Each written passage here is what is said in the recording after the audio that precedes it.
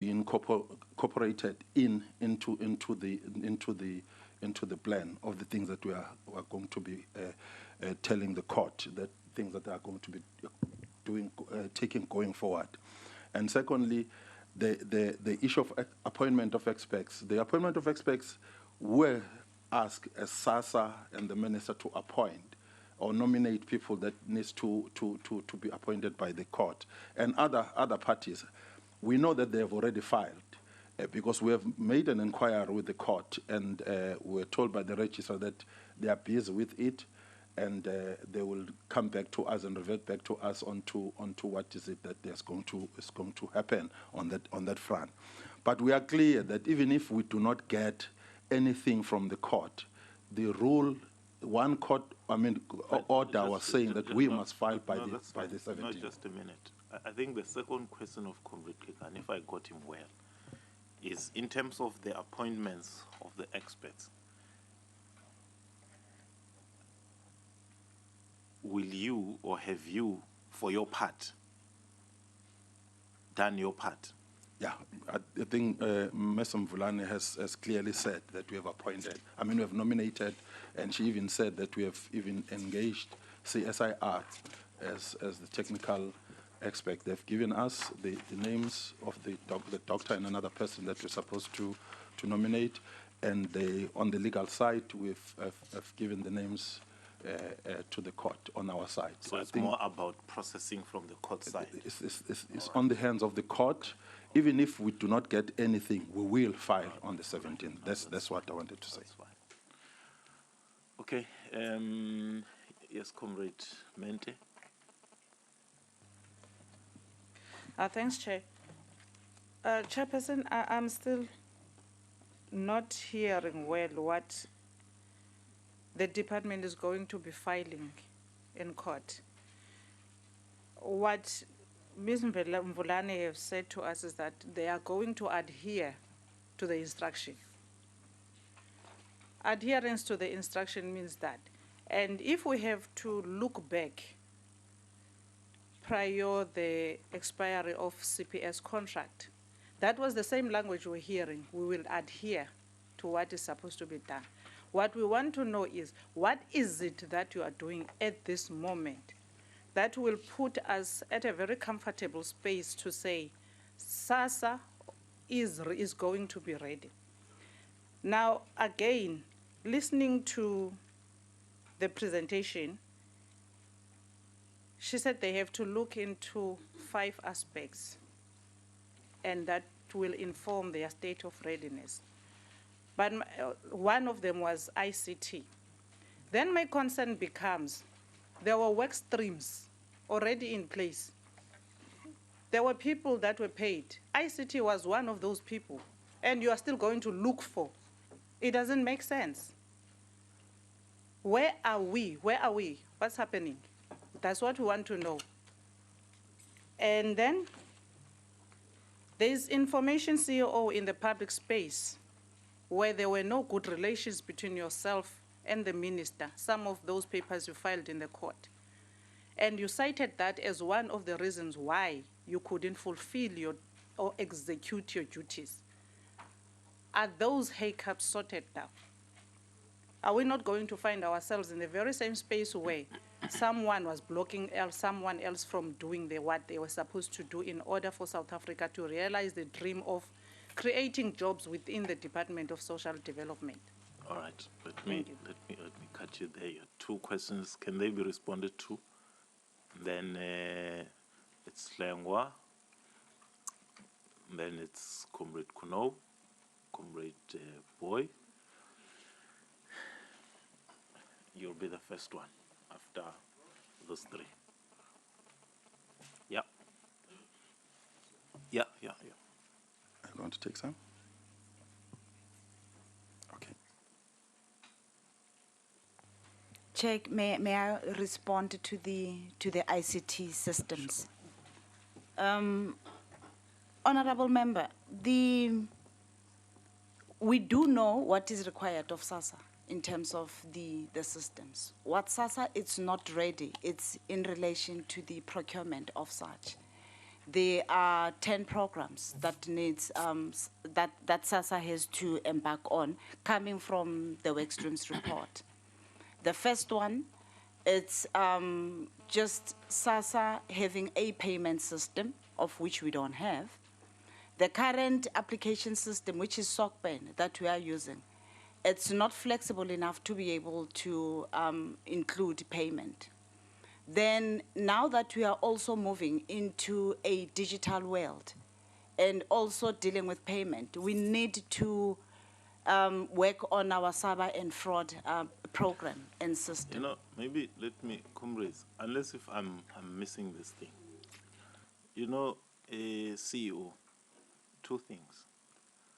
One, we needed to hear from you that when the CPS contract expires in 11 months, we as SASSA are going to take over and do the payments ourselves.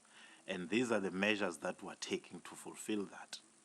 Or for you to say, in 12 months, when that contract expires, we will not be ready. We are going to procure a service provider to do it for us whilst we ready ourselves. And then you focus and emphasize more on that process of ensuring that at the end of 12 months, we will have a service provider who will have a legal contract who will be able to provide services. The other element about reading yourself, I don't want it to muddle the explanation, because it's two processes in one being explained at the same time. I think that's where the problem might be. Let's separate them. Let's talk about who will we have a legal contract when the CPS contract ends, and what are you doing to ensure that that is in place? SASSA taking over, that's another process.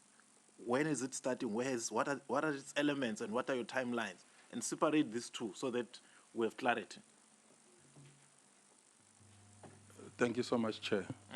I tried a bit to explain that part on the issue of, I mentioned the issue of 2 to 3 years, maximum of 5 years that will take over as SASSA.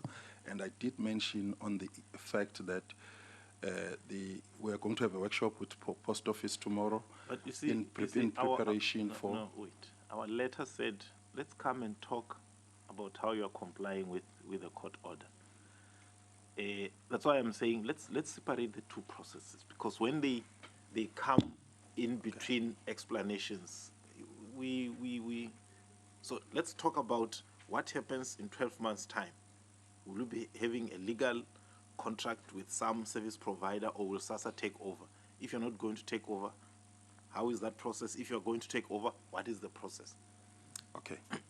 Simple. Come end of 12 months, CPS will not be part and parcel in terms of the court order. We'll be having another organization or SAPO helping us to get ourselves ready to take over 2 years to 3 years, maximum of 5 years. There will be a legal contract with the service provider, which we have already started with the Post Office in gearing ourselves up for build, operate, and transfer. I want you to actually go into the details of that process with SAPO, because then that gives us the comfort that at least out of the 100 miles that you must travel to get SAPO in, so far you have covered 15, or you have covered 20, or you have covered 30. So we have a sense that at least there is a process that is unfolding. After tomorrow, then we'll be able to report to you, because the workshop is tomorrow. Okay, let's talk to the other issue of, what was the other issue? Was it, the issue around relations hindering progress? Have we sorted those things out? What is what? Relationship between myself and the minister is a cordial relationship. It's an employer-employee relationship where we do agree to disagree on certain matters and agree on certain matters. As you can see, we've been talking, and we talk almost every day with the minister. The issues of the affidavits that were there, of course, it is constitutional court issues. I, as an individual, had to defend myself on the things. I came on the 1st of November, and there is no way on earth that I would have been responsible for things that would have happened long before my time, irrespective that I'm an accounting officer who takes lock, stock, and barrel of what is happening, but I cannot be blamed for the things that I've not done. The unfortunate thing with what has happened is that it becomes an individual matter, that if the Constitutional Court take what is written on the affidavit of the minister and say that I'm responsible for what has taken place, I may find myself in a state where I may not be able to defend anyway because there is no appeal court. Hence, I decided to put an affidavit to defend my status and defend myself. All right. But when it comes to relationship with the minister, the relationship is cordial. Me and her, we talk almost daily. We do everything together as a department and SASSA. That's why it is as it is right now. Okay. No, that's fine. Lengwa? No, thank you, Chair. Even though what I'd said was off mic, I still maintain, Chair. My only comfort will be when I can find something tangible. That's why I maintain because, Chair, we must be honest. The CPS deal contract remains in place for no other reason other than the fact that failing to plan is planning to fail.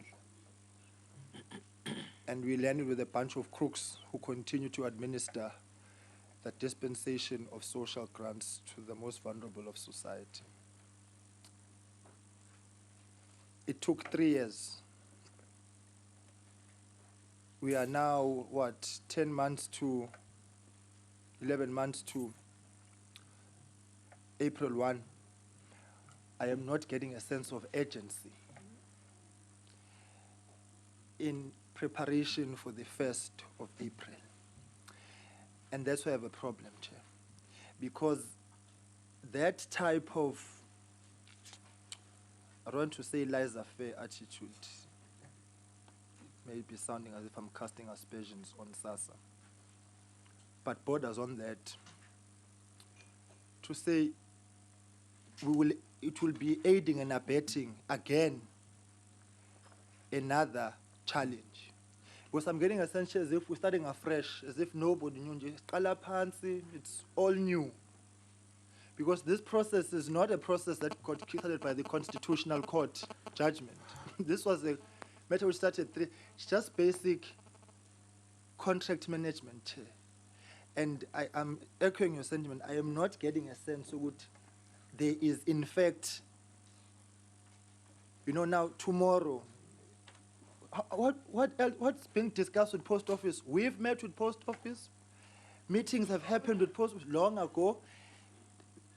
We are still going to workshop in preparation for a timeline. Chair, I must be very honest, I am not convinced. Even the defense that tomorrow we'll know about we're meeting with the Post Office certainly does not fly with me. Because the CEO, in fact, was with us when we met with the Post Office on our oversight, and was afforded an opportunity to make, he was with us in our meeting and was part and parcel of it. We are now going back, Sayo workshopana, again. No, Chair, I want to be very clear. I am not convinced. I will only be convinced by a tangible program of action, timeline, hook, line, and sinker, which says to us that we are here, we are here. I'm not buying this whole workshop thing. I just think it's an unsavory defense. Chair. SASSA really needs to play ball because... Please, just a minute. Please, somebody, check your phone. I've said switch off your cellular phones. I don't want to say it is those who came late. It is just those who don't comply. Just switch off your cellular phone. Continue, Clem. Chair, really, in fact, maybe what I would request, can we be told what's this workshop tomorrow? What will it be about? Or is it just another meeting of entities, state entities, to talk again? Pele workshop ukhuluma sihlalo. Mina, I am expecting ukuthi we are being told no, we're actually going to drill down on a timeline. I just really want to ventilate that type of. But I think if we do not learn from past mistake, hindsight is the best side. The department and SASSA have been here before for just dragging their feet. And if this repeats itself, I mean, we make a mockery of the taxpayer, and we are taking advantage of we induce another anxiety. So, Chair, I mean, the CEO of the post office is here out through you, Chair. I am really, really interested. I hear all these niceties that have been cited here.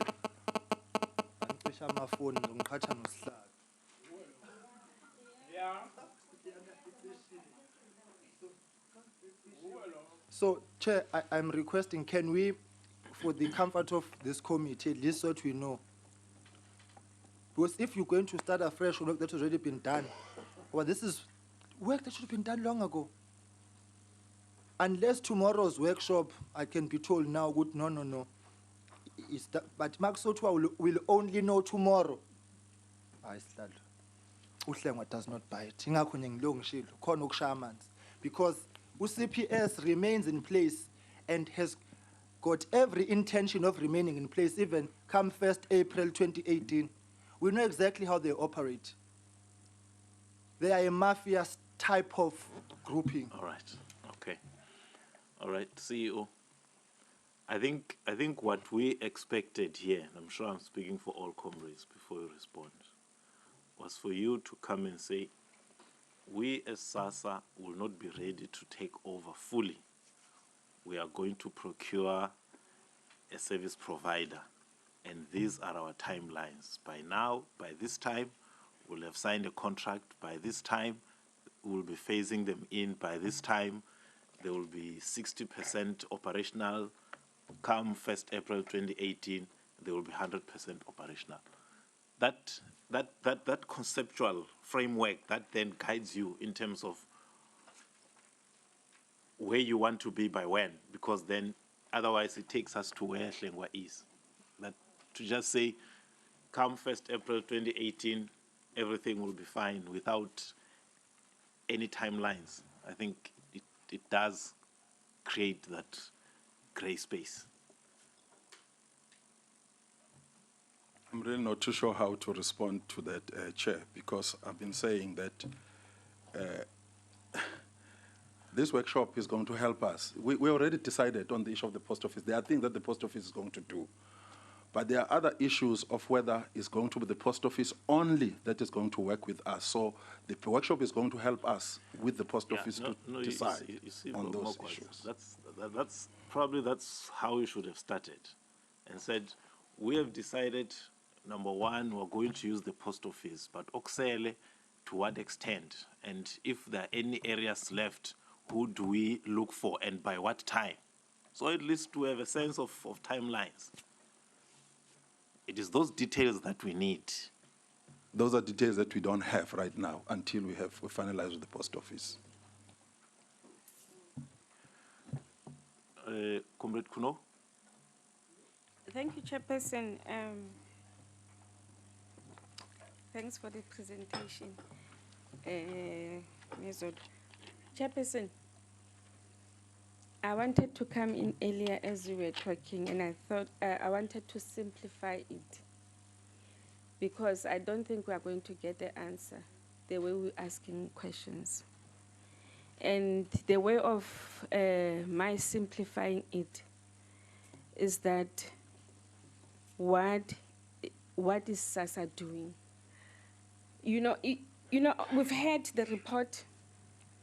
It's good English report, but it does not make sense. Because some of the things that are written in this report is the same report that we received before the court thing, the court case. When all of us in South Africa had a problem with April 1st, and we were told April 1st, which happened. So we're not getting the gist of the whole matter. You know, CEO, one of the problems that we have is when a government entity or a department does not have programs that it works on. You know, if you don't have programs with clear timelines, you are going to have a problem. And it might sound like Kiditele or Ntosako Strateng, the relationships. But it goes a long way, because if the relationships are not well balanced, it actually it's into the matter of working, because you can't work if the working relations are not okay. And I'm not getting a sense that you are part of this. Our problem, not talking as Ntabise Nkuno, but as South Africans, was that today government does not have a database. SASSA does not have a database of beneficiaries. That database is it's a property of CPS, which is a problem. How do you sell such important property into an individual who's not even South African? This is an American company. I mean, they are here to chow whatever that they chow, and then they go away with whatever. And at the end of the day, we have not benefited anything from them. They've been there, and the way the contract has been renewed, years and years, Chairperson, it has always been sinister. Why are we making them like, if it's not CPS, then we cannot do anything? Why can't we have our own database? Why is government departments not coordinating themselves? Why are we working, on a piecemeal? We'll never solve the problems that we have. The ICT systems ready, when you read these reports and the legal reports, I have this, the question that was asked the first time, I still have that question.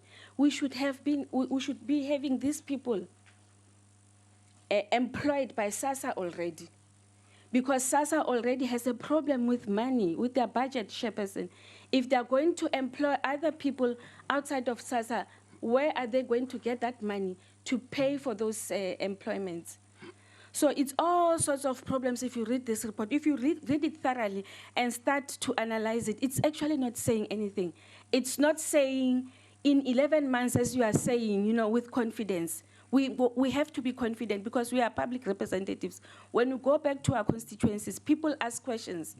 This is, at the heart of poor people.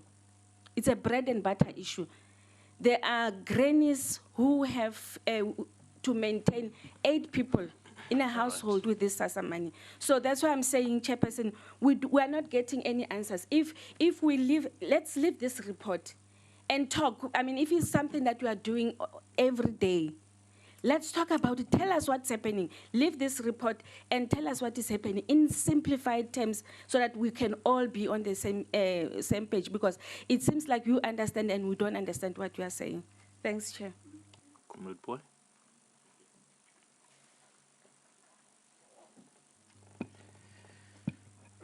Thank you, Chairperson. You see, CEO, you must do us a favor. We are not going to go away here. That's one thing that I'm clear about. Parliament is going to hold you accountable. We're not like the court. We're not going to postpone it, specifically with SCOPA. You'll be here every week, because we're not going to be irritated about you not seeing your face. Our responsibility is very simple, is to get this thing done. And I know it's the first meeting. I'm going to take it in that spirit, but take it between yourself and SCOPA. You have to deliver. And it's only you who is going to deliver. We're not coming with history. We're working on the court judgment, and we have expectations. Our people are not going to be held ransom between yourself and CPS. We are going to be on your case every week. It's between us and you. Take it like that. You see what makes it not confident, CEO? The minister was in the portfolio committee. She said, we need to spend 6 billion on these transfers and all those things. That was just last week. Now this week you are coming to us empty-handed. You are waiting for a workshop. But it means that costing the minister was talking to, you have knowledge about it, and you can break it down for us. Where is that costing? Which says that if government wants to transfer from CPS to you as an entity, what is exactly happening? Now, you see, she has not told us that, you see. And we thought that you have got a very nice story because you're coming from the portfolio committee and you have got the information. Now, that's why ingabambi, because you are not able to cost it for us. Now, we're reading in the newspapers. Parliamentarians can be reading newspapers when we have got you to tell us that the 6 billion, this is the process. And it's not in your facts here. Now, I don't know where do you think we should get the costing of the transfer. If you are not telling us that this is what the Constitutional Court have said and the names have been transferred. You are not telling us in your report. Now, I don't understand what you expect us to do. Because we want to hear firmly. We have raised a complaint that these names, and if the court has just said that these things must be on your side. Now, you are not saying to us in the plan, this is what has happened.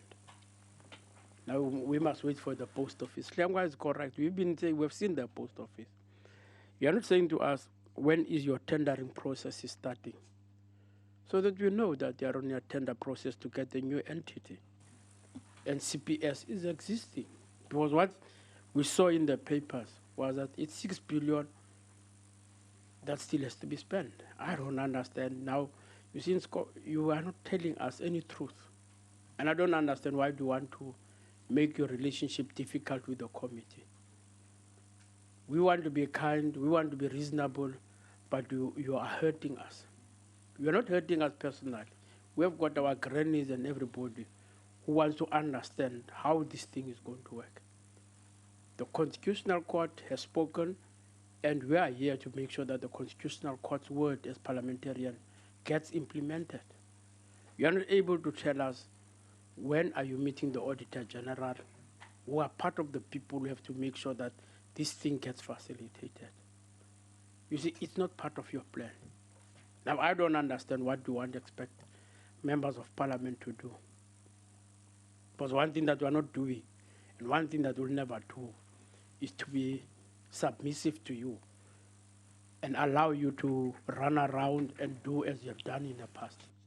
We want results. And in 12 months' time, you are not showing us how that plan is going to work. We hear what the Constitutional Court is saying. We are saying as parliamentarians who pay you, give us a plan. What is exactly happening? Is there a problem? You said they are kissing and smiling with the minister. That case is now gone. Can you get to case 2?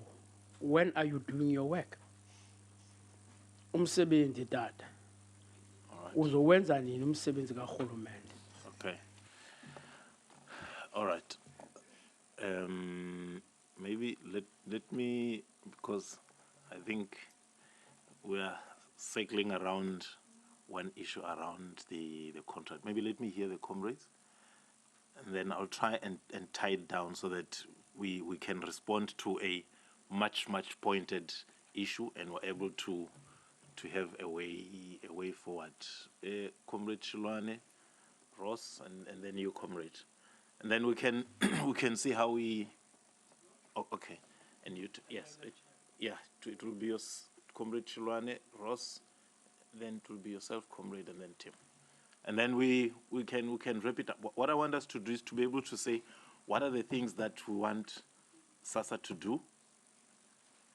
Super pointed. So if we want 1, 2, 3, go do it. Give us feedback, and then we, yes, comrade. Yeah, thank you, Chairperson.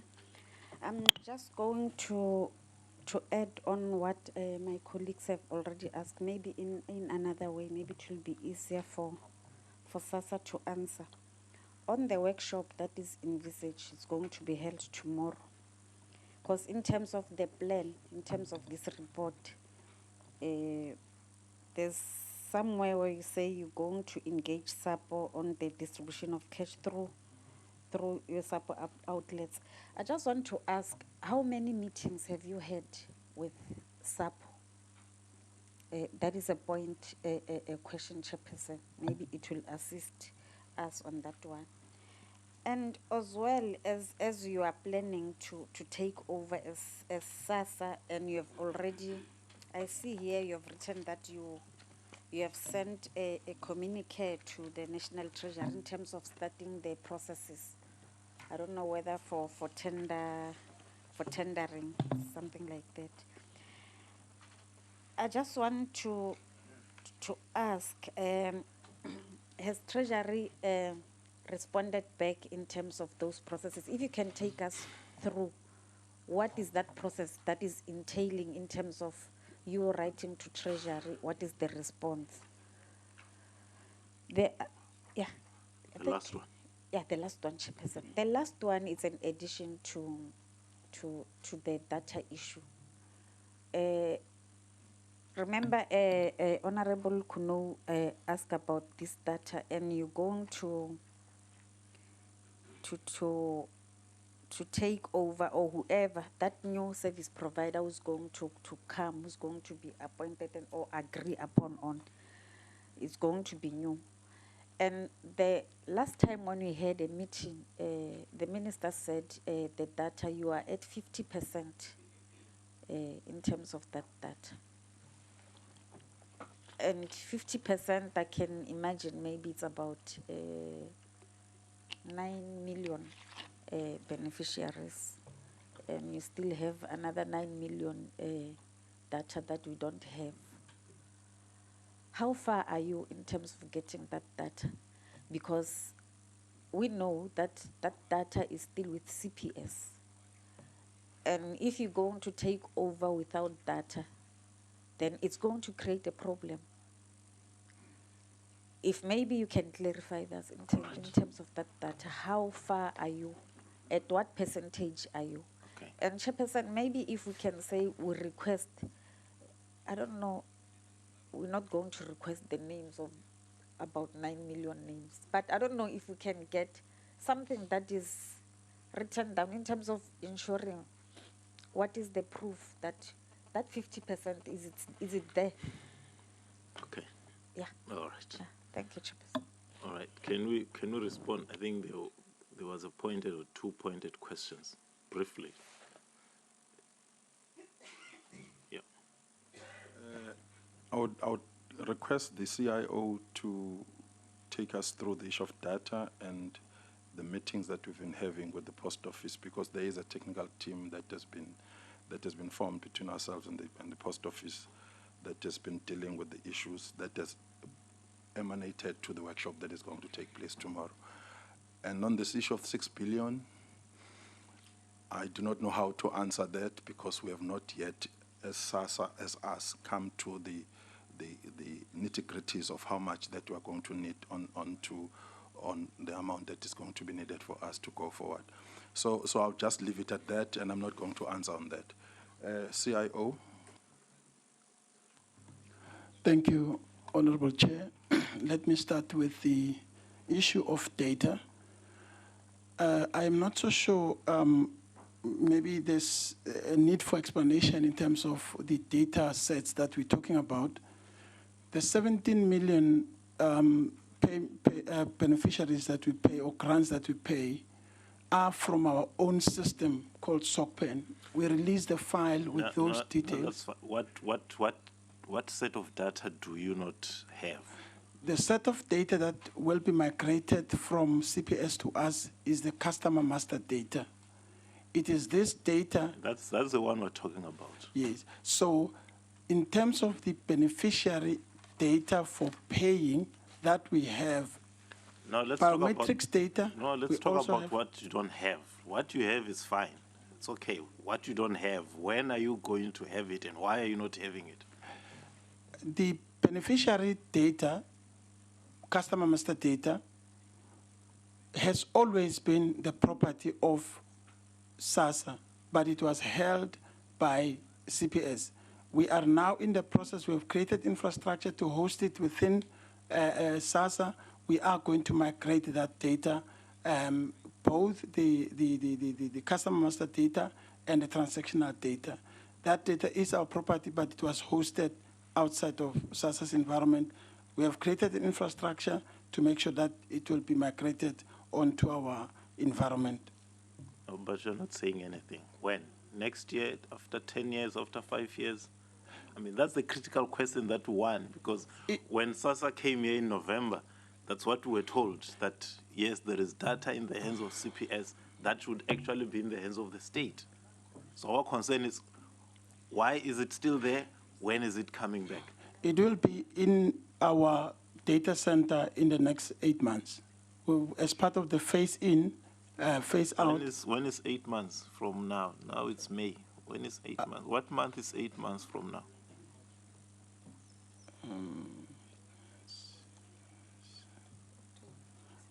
No. You should. I mean, you should know. You can't know it's 8 months, but you don't know when is this 8 months. I mean, surely what you knew first was that it will be December, and then you did your arithmetics and say from December to now it's 8 months. Around October, we will start with the migration of data into our environment. July, August, September, October. That's 5 months. By the end of the 8 month, it will be in our environment. So we'll start in the next 5 months to start in migration of that data. Will the 8 months be from the start of migration, or is it from today? From today, what we are saying is that in trips and traps, we're going to be creating infrastructure to take over. No, that's fine. I think what you should have done to simplify the issues for us, you should have said we are going to start the migration in October, and it's going to take us 3 months to complete the process. You see, if you say it will be hours in 8 months, but we're going to start 5 months from now, and then by 8 months it will be completed. It's a bit muddled. Okay. Noted, Chair. But by January, the data would be migrated into SASSA's environment. All of it. All right. No, I want to give Ross. I'll come back to you, comrades. Ross? Thank you, Chairperson. Mr. Magwaza, I think my sense is that there's not a well-coordinated business plan and strategy plan as to phasing our CPS is about the only thing that I hear will be done within 12 months, and that is your opinion.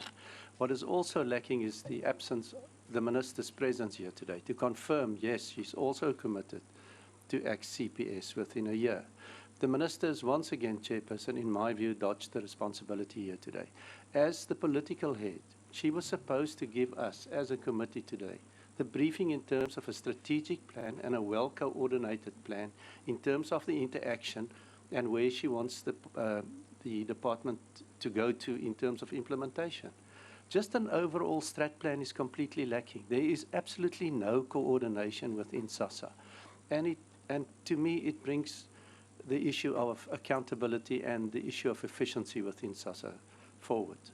The Chairperson, we can't have a briefing like this, with the Minister being absent, coming back later, and then the CEO scrambling to get us in a coordinated presentation so that we can engage constructively.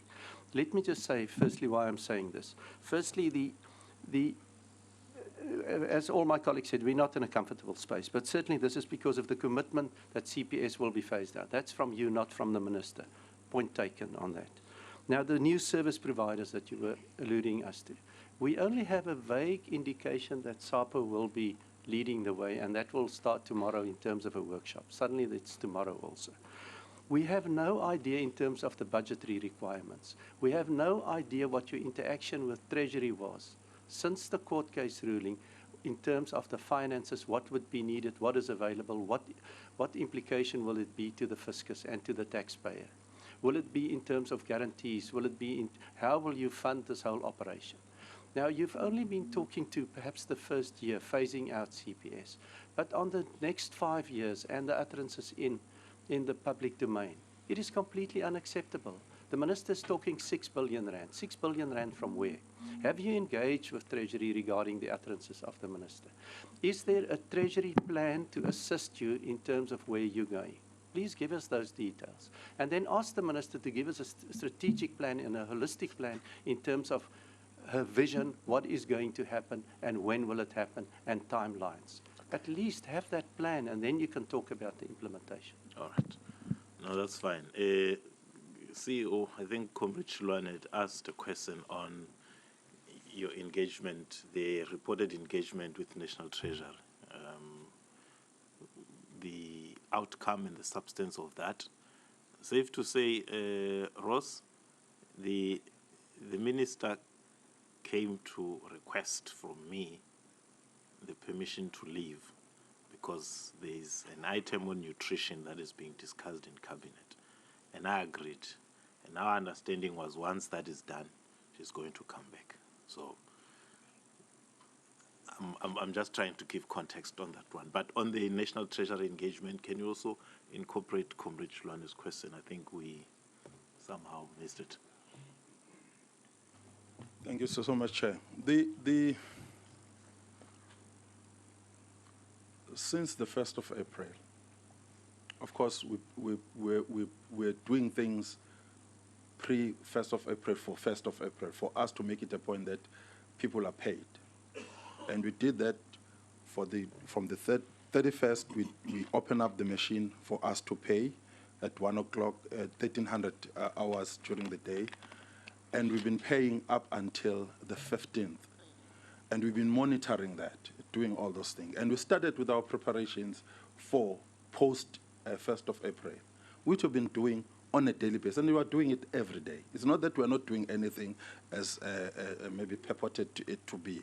We are doing everything to make it a point that things are going to go according to the plan. And of course, we've been overtaken by the event that the committee called us very quickly. We did not expect that the portfolio committee was going to call us now before we finalize our planning and finalize our business plan and finalize the issues with Treasury. Then we would have requested to come and brief you on to what is supposed to happen prior to the reporting to Concord. That's what was our plan. Now, we were called last week, or I think this year, last week, that we need to come here and report to SCOPA. But we're not ready about it. And it's a fair thing that we need to say to you, because this workshop is part and parcel of the things that we have planned that we're going to do. It's not that it's the first time we're meeting the post office. There are things that we've done with the post office, and there are things that are not clear between us and the post office as to what is it that is supposed to happen.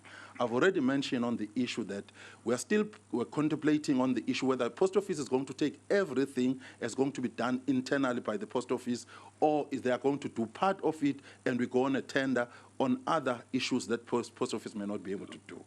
We're talking about the build, operate, and transfer of the system that you want to look into. There is an issue that whether the post office is going to be the solution integrator, meaning that they are going to do everything lock, stock, and barrel while we are preparing ourselves, or we are going to be sharing onto this. That's the problem that we find ourselves in. It's not that things are not happening. Things are happening on a daily basis. But when you look at the time that we had the 1st of April and now, it's only 1 month that is there, that has taken place. And we are busy with it. It is the things that we're doing the post office is part and parcel of it. After we've discussed with the post office and decide whether we go on a tender or we have them as a solution integrator, then we go to Treasury, because we'll be knowing how much money we'll be needing. We can't go to Treasury not knowing how much money we need. And we cannot be able to do this thing haphazardly, because if we do it haphazardly, we'll find ourselves in trouble again come 1st of April next year. I think, and I request from the committee that it gives us at least 2 weeks before we go to court with the report, that we come back and tell you what is it that we've done, which is something that we had already planned. Thank you so much. Okay. All right. No, that's fine. I'll come back to all of you, comrades. Let me give the comrade and team, and once they have done, then we can come back now following up on all the issues that have been raised. Yes, comrade. Thanks a lot, Honourable Chairperson. Listening to the report, I have concerns because it's problematic. Because I'm looking at, we are in the budget period. Well, just a minute. Once again, it's a pity because I can't have a resident Sangoma to sniff out the culprit. who does not, the culprit who does not switch off his cellular phone must be a he. I'm definitely sure about that. Yes, continue. Continue, comrades. The cost in itself, Honourable Chair, the cost in itself, because this, what the department is doing work. The department is not giving any program of action. We don't know what are they doing within the MTES period when it comes to social development itself. The concern is this is going to be an unfunded mandate again, and it's going to be irregular expenditure. We told them in our meeting. So why is the department listening to our meeting, not coming with proper things here too? So I'm a bit worried because there's no program of action in place. I don't know what we're going to do tomorrow. Thank you. Tim? Thank you, Chair. Mr. Magwaza, I thought you were one of the good guys. Have you changed your mind? Well, I'm starting to get worried, Mr. Magwaza, because, you know, on the 17th of March, the Concord gave you a year. We're in month 2 now. Tick-tock, tick-tock. You know, you've seen this movie before. I'm very concerned that your minister last week said that SASSA do not have the skills required to do this. Now, I see you chuckling. And I'm concerned that you're having to fend off a minister who seems to pull ideas out of the air or somewhere else. But she's definitely pulling ideas out of somewhere. About 5 years, 6 billion, not enough skills. So the question I have is, have you done any skills transfer practices? Is that part of the workshop? I'm concerned the workshop's only starting tomorrow after 2 months. Really, I think you should have been much further down the track in terms of workshop. Just give us some clarity and some comfort on this issue of skills, please. The skills transfer, has there been a skills audit? Is it part of your process to work out that you actually have the right people or the wrong people to actually do this? Then confirm, I know you say you don't want to comment on it, but are you telling us as the CEO of SASSA that it is not official SASSA policy that this thing's going to take another 5 years and 6 billion? Because you or the minister cannot both be right. And it doesn't help for us to say you're not going to comment on that. You've got to say, look, in my mind, in my working, either you or your colleague over there with the beautiful pink tie have got to tell us which one is it. It can't be the minister or you. You can't both be right. Because you're saying a year, she's saying 5, you haven't given us a figure, she's saying 6 billion. Seems like she's still darlings with Mr. Bellamont, and you want to move away. You cannot be both be right. You cannot, this is not a no comment stage, Mr. Magwaza. You've got to give us some sort of commitment. And then I want one other commitment from you, Mr. Magwaza, and I want it today. All right, and it's a commitment of honor and rule of law. History repeats itself. And in the process before, there was this thing about work streams. Let's get work streams on board to tell us what we need to do. All right? And then, miraculously, something we haven't given up on, and we're still going to come after you, like my colleague, Mr. Boy says, Honourable Boy. The people that got work under the work streams, the people who led the work streams, miraculously, without a competitive bidding process, then just got the tenders. Mr. Monyeki et al. Okay? I want an undertaking from you today. I'm not asking you about the history. You are the CEO now. Do you give me the undertaking now that in terms of the PFMA regulations and Treasury regulations, you will not allow a non-competitive bidding process, which will give these workshop people or whatever work streams you come up with part of the workshop tomorrow, contracts that are irregular and illegal? Will you give me that undertaking today, sir, that you will not allow that? Thank you. Comrades,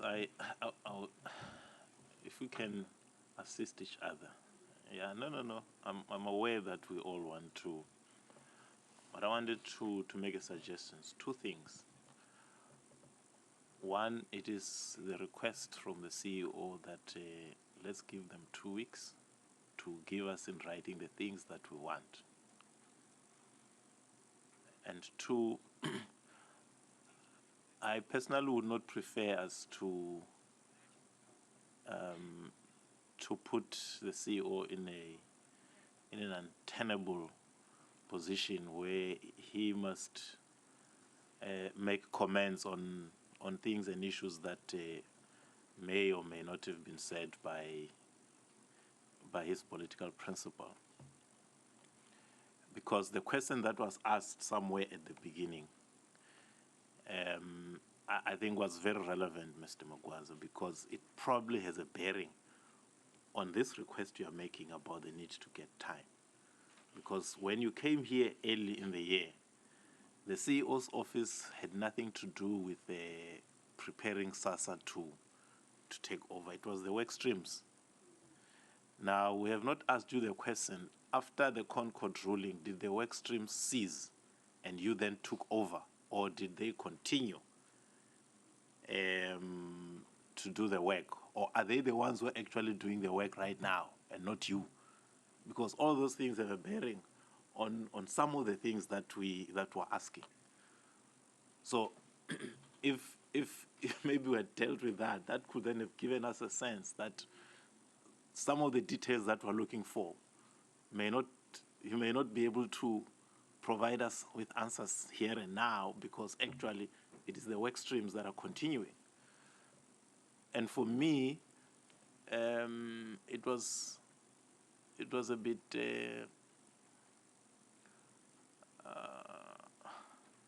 I felt a little bit. I mean, you are the CEO. We have called you. You are here.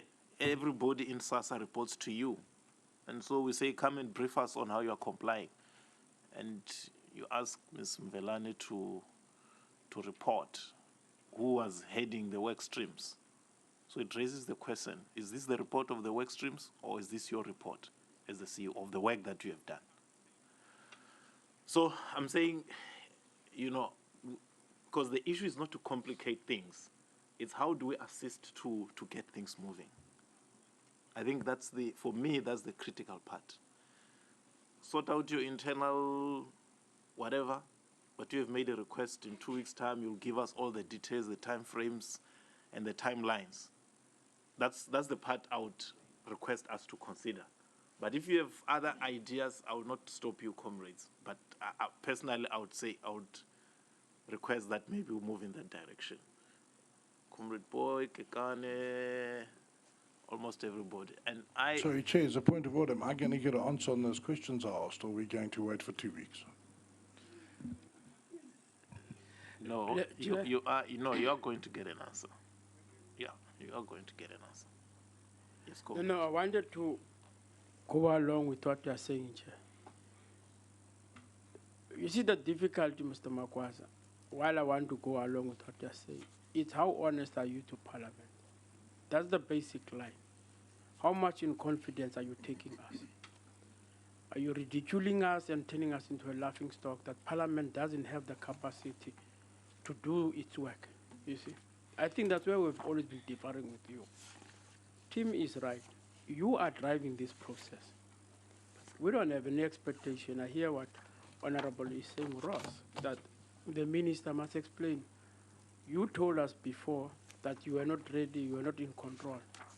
Shengwa asked a very simple question. Is your working relationship with the minister improved so that we can rely on you to be able to provide us with evidence? That's what the PFMA says. We must rely on you to tell us exactly what is going on at your work, you see. Now it seems as if we must persuade you, we must sit and, Parliament doesn't have that energy of babysitting you, Mr. Makwaza. We don't have that time. Ordinary people here are feeling the pinch, and they're looking up to Parliament to be able to get this thing working. And that's where we are. Now, you see, sometimes when you're asking us to another week, and what are you going to tell us that is different? Because your minister came to Parliament and says it's a 6 billion. Now you don't want to say any word about it. Are you going to be able to give us these answers in 2 weeks' time? We don't know. Are we going to be at loggerheads as you are continuously trying to get us to be at loggerheads with you? We wouldn't want it, but you're pushing us now. You are challenging us and you're pushing us. One thing that I hope, and I hope all the time you have read, is that the PFMA does clearly says that the accounting officer, we can take him to court for these particular behaviors, you see. And I don't know why should we continuously repeating ourselves like that. Because you are solely responsible, not the minister. We have to interrogate you to tell us exactly what is going on in your department. And we thought that by now you have sorted out your mess and you are going to give us some hope that the work is being done. You have seen how we asked the post office. We were there because we feel that this thing can't be left anywhere in the court. You are going to give you a 3 months report at the court. We want daily to know exactly what is going on there in the SASSA offices. Because this is the 3rd or 4th court process that they've gone through at the highest level in our country of the Constitutional Court. And that should be embarrassing to the department. That's enough to show how South Africans all around are concerned about the environment that is being created by SASSA. Now we are asking us for 2 weeks. What do we expect after 2 weeks from us when we can't deliver now? Do we have to take you to court as Parliament, which is going to create another delay? Is this the processes that you want us to work with you through the courts, or work with you as an individual that has got the capacity to be able to deliver this particular mandate? I don't know. We don't want to be in loggerheads with you. All right. You must sort yourself out, Chief. Okay. Maybe just listen, and then you pick up issues that you may need to respond to, because I think you get the drift. Comrade Kikan? No, Chair, that was what I wanted to indicate earlier on. That, to be honest, we are wasting, that is the taxpayers' money, because what the department is saying to us is that they were not ready for this meeting. Now, the question is, if you knew that you were not ready for this meeting, why didn't you advise us that is on time, that we are not ready, rather than flying all the way from that is Pretoria to here and tell us that we are not ready? Because there are other things that we could have done as a committee, rather than hearing that is from you in the meeting that you are not ready, you are now requesting that is for 2 weeks. I think I share the same sentiments with our colleagues, that you seem not to be taking us serious. There are a number of things that we need to do as a committee. And if we invite you well in advance, if you are not ready, it's not a problem. Just indicate to us that, look, guys, I can't meet you on this particular day because we are not ready. Because the letter that was sent to you, it was very clear as to what we want. But unfortunately, we are not getting any response that is from those issues. Chair, I would clearly request that the department, you are saying that we should give them 2 weeks.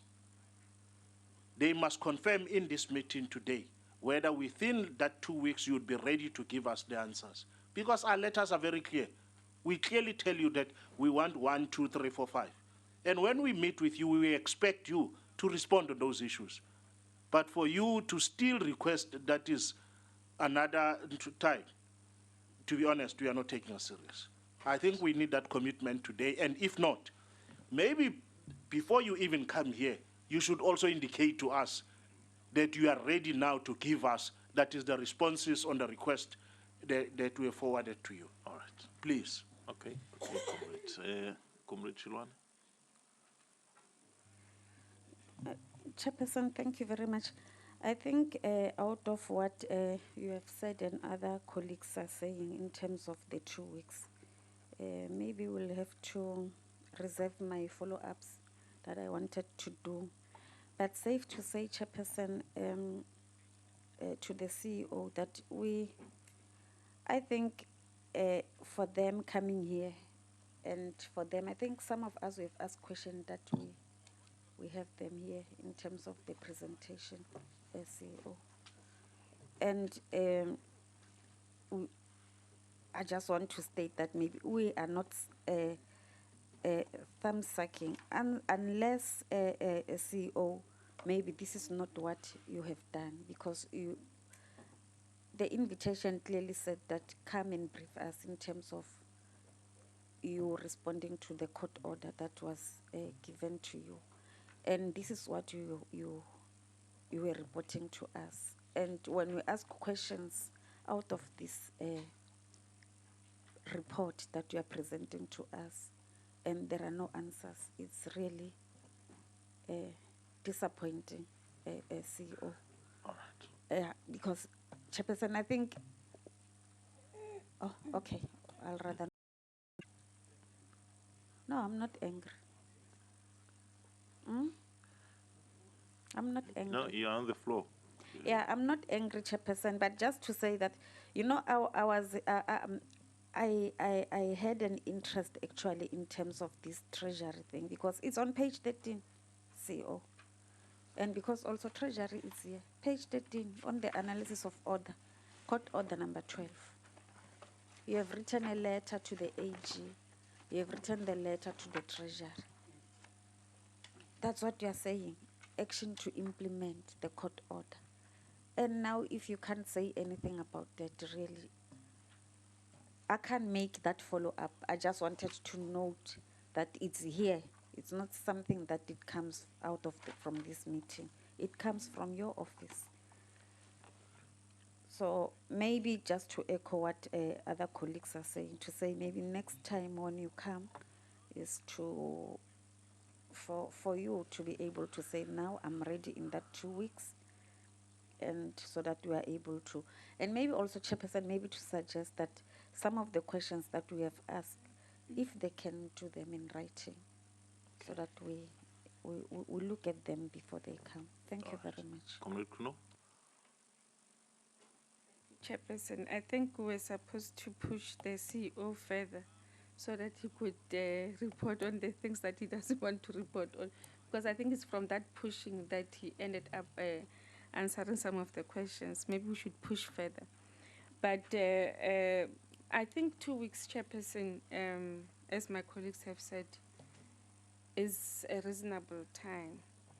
But we cannot leave this meeting under the notion that SASSA just started after the court action or after March 17.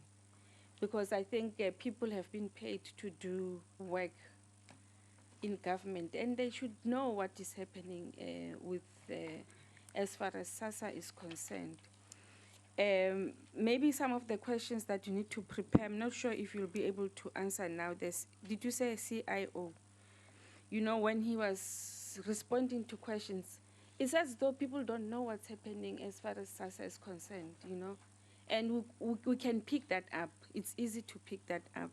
And I think somebody should just say, I've not been part of the process because of our problems, and we would understand and move further. We're not trying to fight anyone. We're not enemies. We are deployed in different areas. All of us need to make sure that as South Africans out there, there's a service delivery to them. When you say that the migration is going to take 8 months, and then from October, and then 3 months, Chairperson, my question is that how long, why is it taking so long? Why is it so difficult? And is there any budgetary, what do you call it, requirements when you migrate as well? I mean, it's from what he's saying he's doing. So I think some of the things like what Comrade Shivan said earlier on, it's already in the report. They can answer to that report, because I'm worried about the budgetary requirements. And you heard from Comrade Marjas that there are problems within SASSA. Now they are going to budget votes, and they don't know what they're supposed to be reporting on, because SASSA is not ready. So I'm just saying some of the things are, maybe we need to push the CEO more, and then he can answer us. Thanks, Chair. Right. Comrade Mente? Thanks, Chair. Chairperson, in the spirit of progress, I'll reserve my follow-ups for the 2 weeks meeting. However, I just want to stress this point that honest CEO will help you. If you contradict the statement of the minister and the statement of yourself, it goes back to my question that do you have healthy relations with your principal? Because we do not want to find ourselves come the first 2018 having you to defend yourself. That I wanted to implement this, but my principal said no. I wanted to do this, but a certain component within my department was working with someone else who's then delayed the progress of this particular task. So please be honest with us, because we are here to ensure that South Africans come the 1st of April 2018, they are not serviced by CPS. They are serviced by a South African government, either by SAPO or whoever you are going to give a tender to. That process is also taking place well in advance and fair enough so that it doesn't get taken back to court and be found an unfair process and an irregular process where we are going to have the very same situation with CPS that we have illegal contracts. Thank you. All right. Okay, Lengwa. Chair, I'm constrained by the fact that colleagues have agreed to this 2 weeks. I quite frankly don't buy it. I don't agree to that 2 weeks. This is not a junket coming to Cape Town. It's not a junket. And Chair, the CEO said here that after the first, they've been working hard to ensure that everything goes according to plan. That's what he said. I was listening to very carefully. What plan? Where's the plan? That's what he said. I'm a very good listener. He said they're working hard to make sure that everything goes according to plan. Where's the plan? What are they working according to? Chair, my difficulty is that from where I'm seated, I would be expecting now to be told what we have. This is what we envisage to have achieved by the 1st of July. It's what we envisage to have achieved by the 30th of September. It's what we envisage to have achieved by the 30th of November. Some vision. Then at least we can hold SASSA to account on what they've put there. Manje, kuwagogo nje Chair, we are trying to play finder. The CIO speaks about 8 months. 8 months is December. In his final answer, he said January. May I listen very well? Now, that's where, Chair, I have a problem. It seems as if there's a knee-jerk reaction or knee-jerk, kind of approach. I want to repeat that I do not get a sense of urgency. Right. So, Chair, now 2 weeks is now hanging over our heads like a sword of Damocles. Let me just, for the purposes of the 2 weeks, this migration, which has been touted to be 3 to 5 years,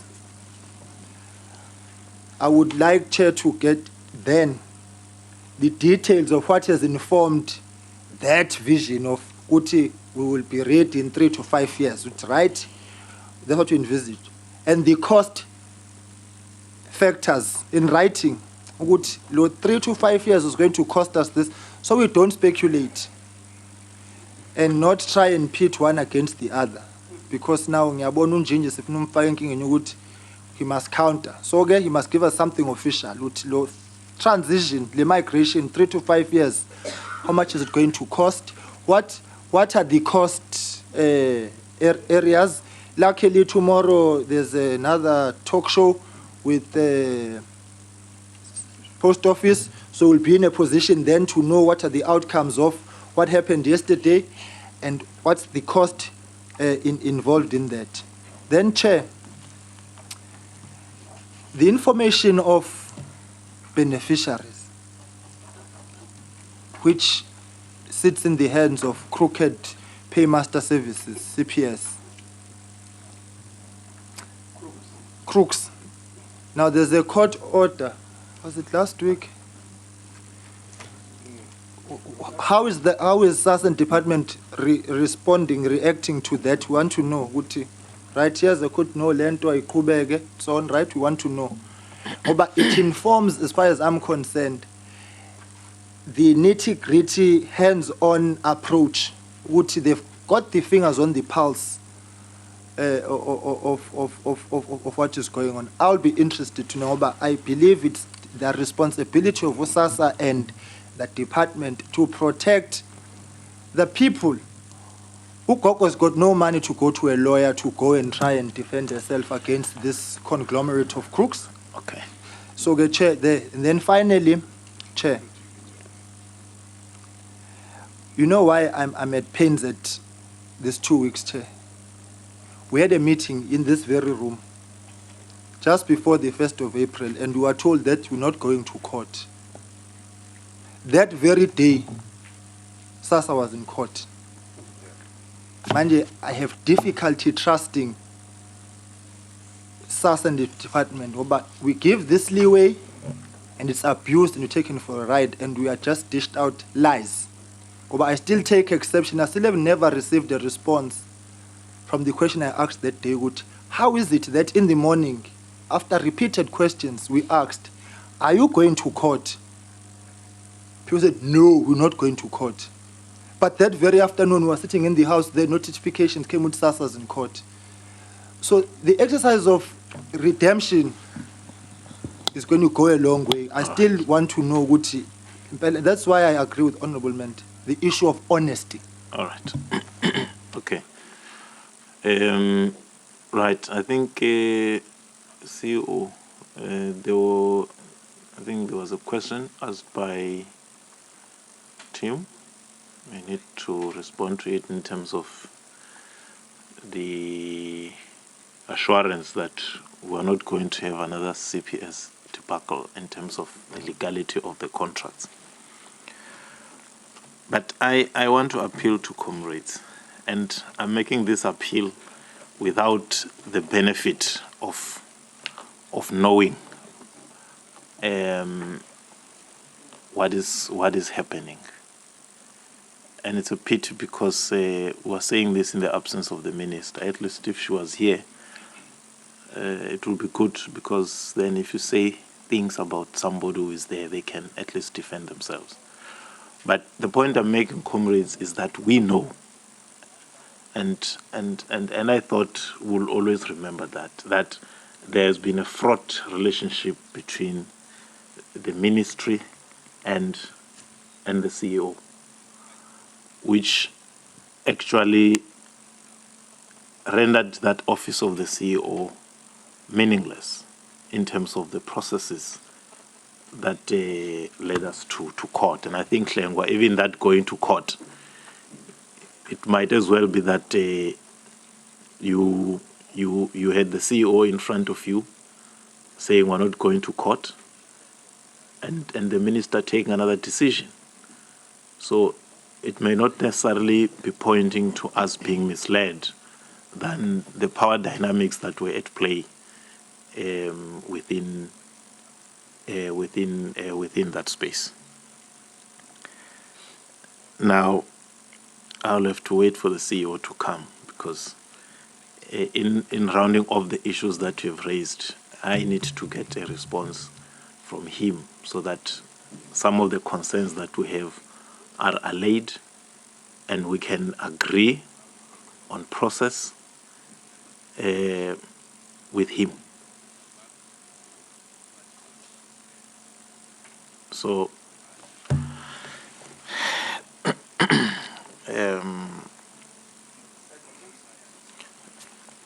well, let's not even break. Let's just wait for him.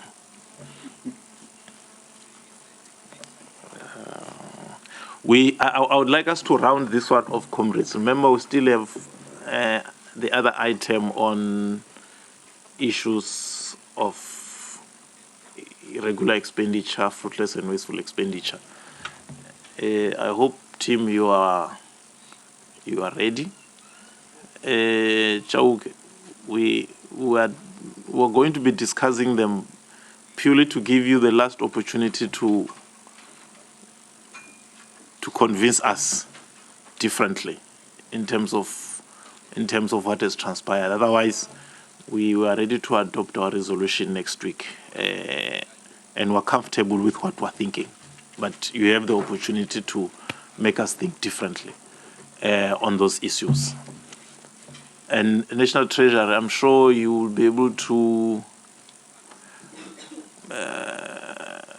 provide some thoughts on those issues, because I think the other time when we're here, we requested you to do some preliminary checks for us, because almost all these issues were quite contentious. And Chauke, that's why we felt, you know what, maybe let's have another round. Because remember, end of February, we couldn't. We attempted, and then we said, no, let's stop this one. We'd have another opportunity to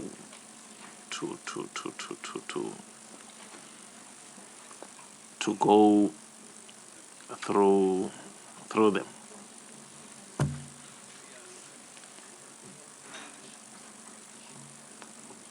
And maybe in the meantime, Chauke, you can answer my question whether Chauke Shahumba or Chauke Yaumba.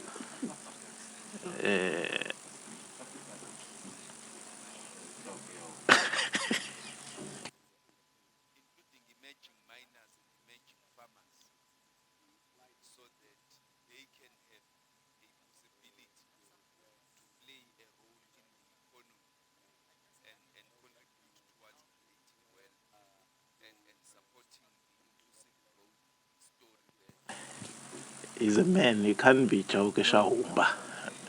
Say Chauke Yaumba. If he was a woman, I would say Chauke Shahumba.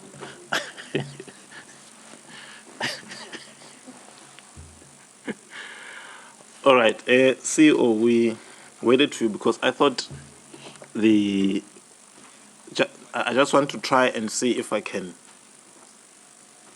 just streamline the issues that were raised by comrades. My first point was to them, comrades, to say, you know the difficult period that we went through. And I thought we will deal with issues having that in mind. But you see, CEO, as Comrade Kuno said,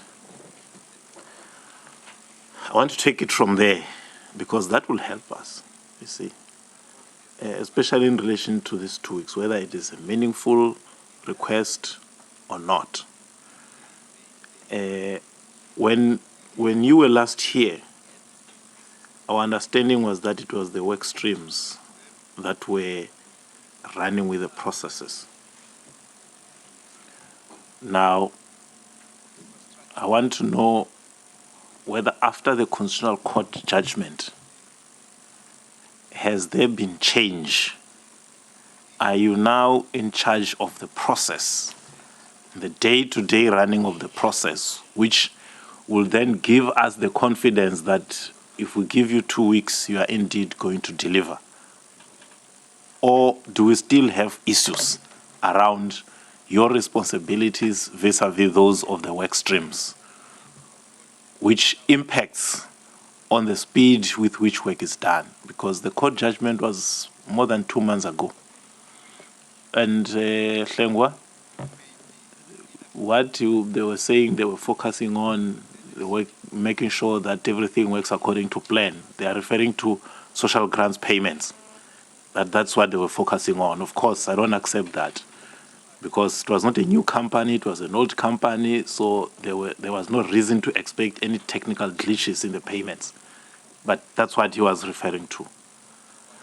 So, no, it's fine. I also don't accept that. I don't. But the fundamental question is, as CEO, are you now in charge of the process of ensuring that we have, by the beginning of April next year, we have in place a company that is able to deliver social grants? legally? I think as Tim was saying, legally. Are you in charge? Have we sorted out that issue around the work streams? I think that's a fundamental question, and around which you need to be able to take us into your confidence the same way you did with the Constitutional Court. Because if there are still issues, the comrades are addressing you because you are the CEO. But if you are the CEO in name and yet in practice you are not, then it creates a problem for us, you see.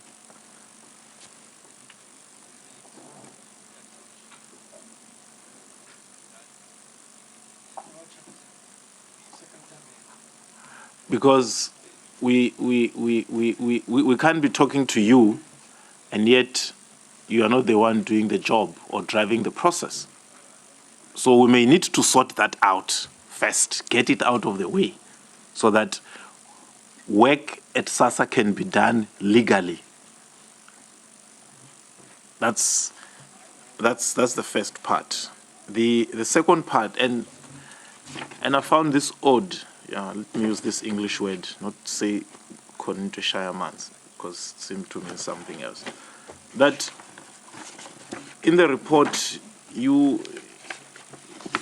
telling us that you have complied with the Constitutional Court judgment on the protection of data. But then you're not saying anything about the High Court judgment in Pretoria and how that impacts on that addendum that you have agreed to with CPS, because that judgment makes it hollow, makes it meaningless, you see, meaning that the Constitutional Court should either have been more detailed in their judgment around the protection of personal data, or the High Court judgment is just one of those sometimes crazy judgments that you get. How does it impact on that one? I thought it would have been relevant without being prompted to have actually taken us into that element, because it talks to it. And lastly, I don't know, comrades, I would suggest that maybe in the 2 weeks, CEO, the issue of the need to migrate to where SASSA is fully in charge, whether it is 2 years or 3 years or 5 years, is it possible that in the 2 weeks to come, you can be able to talk to it and even cost it, so that we don't talk about migration and then we talk about rents and cents separately, as if it is just a wish. We want to do it, but we don't know how much. Because once you know how much it will cost, it means then you can even now cost the various components of that migration process.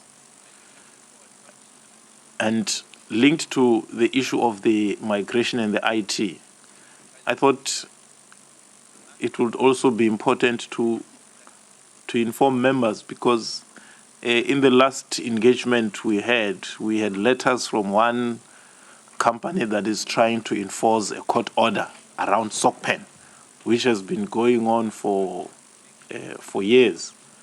Now, what will be the implication of that court order in terms of your IT procurement? Is it just a frivolous? Anyway, if it's a court order, it cannot be frivolous. More so when there was commitment from as early as President Thabo Mbeki's time to have the issue resolved and not resolved. How will those impact? Whether it's possible to can have all those things in the next 2 weeks. But yeah, let me give to you. See you. Thank you so much, Chair. CFO, we wanted to say something before I talk about the work streams.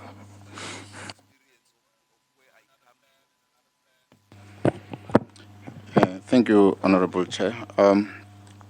I think my comments will relate probably in terms of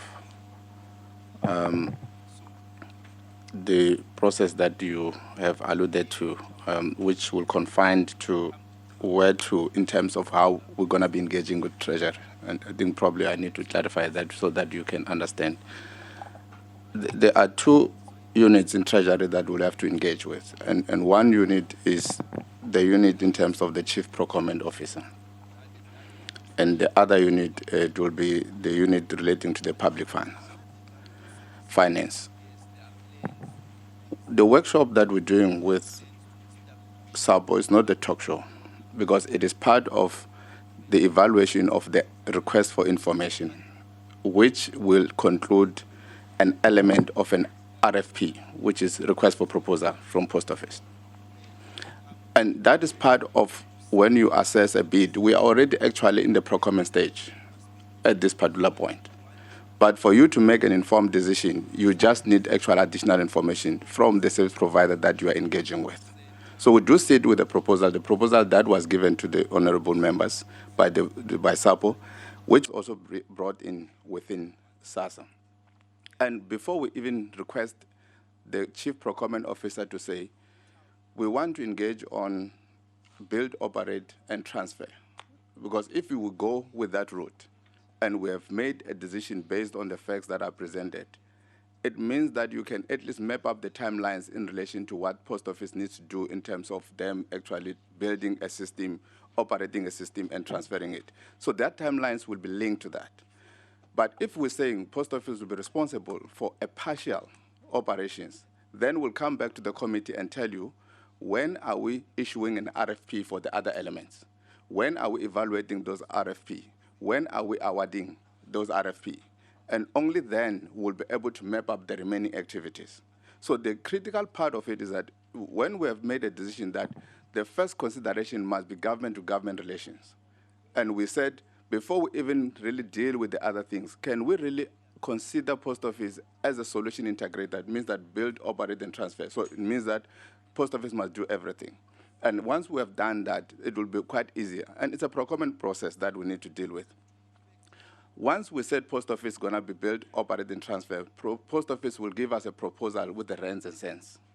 That will inform to say how it's going to cost us actually come the 1st of April going forward. And once we have received that proposal, we're going to look at two things. One, whether we have to really amend in terms of the reprioritization of the funding within SASSA and see actually to really give effect if there's any shortfall in relation to that. Understanding that we do have 2.3 billion in the outer years relating to actually the money that we're paying to CPS. So it's not necessarily that we don't have money. We do have the money in the baseline of SASSA in terms of the 2.3 billion with the outer years. What we'll be evaluating is the impact of what investment need to be made in this year to give actually the court judgment. And that, once we have got that plan, we'll be able to deal with it. So how does this link primarily to the report, the first report that we need to give? When we give the first report to the Constitutional Court, it will go with a plan, a decision by SASSA, whether we are actually considering the Post Office build, operate, and transfer, or whether we're separating the two and say this portion is going to Post Office, this portion we're going with the RFP. And from that particular point, the committee will be only monitoring the implementation of the filed report, which will have a detailed plan with the cost estimates in relation to how we're going to be dealing with it. So when we're preparing this, then the subsequent meetings, after we have filed the first report, it will be quite an easy report because they will have timelines in terms of what needs to be implemented because that will be commitment. Once we're done with that, the CEO will have to get concurrence from the minister once we've done with the plan because that's how we're going to do. So how the committee will find assurance between the relationship with the CEO is that once the CEO has done his work, because he's currently doing his work, he will have to present that work actually to the minister for concurrence. And once the minister concurs, then means that both the CEO and the minister actually are implementing one report and going forward. So the issue relating to the costing. Just a minute. Yes, comrade. No, you see, Chair, this report was supposed to have been presented long ago, in detail.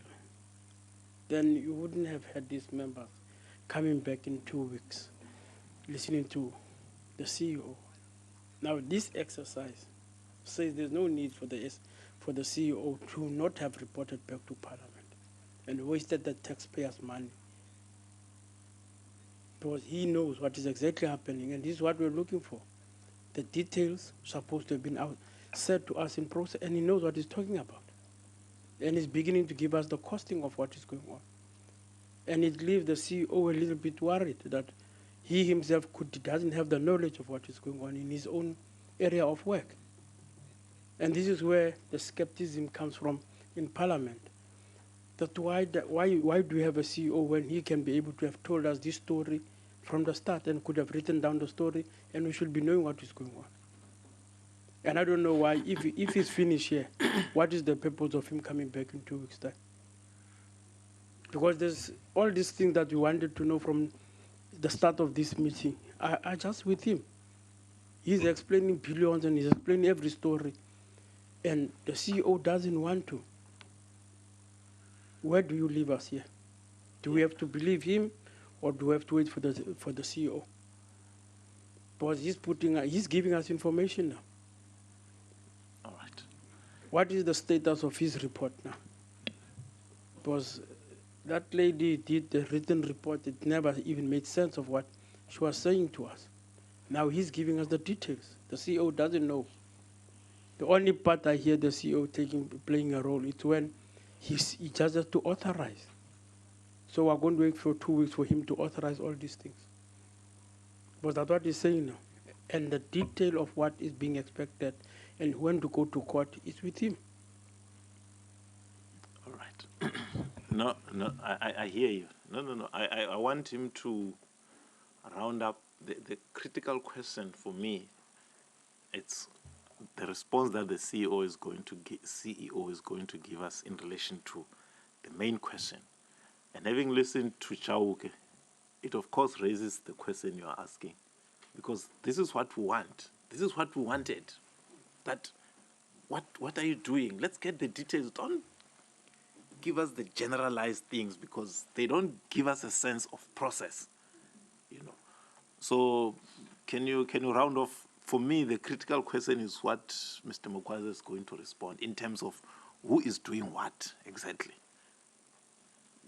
Yeah. So that's the process that is going to be followed, and like you point out, once you have filed that you are meeting your timelines.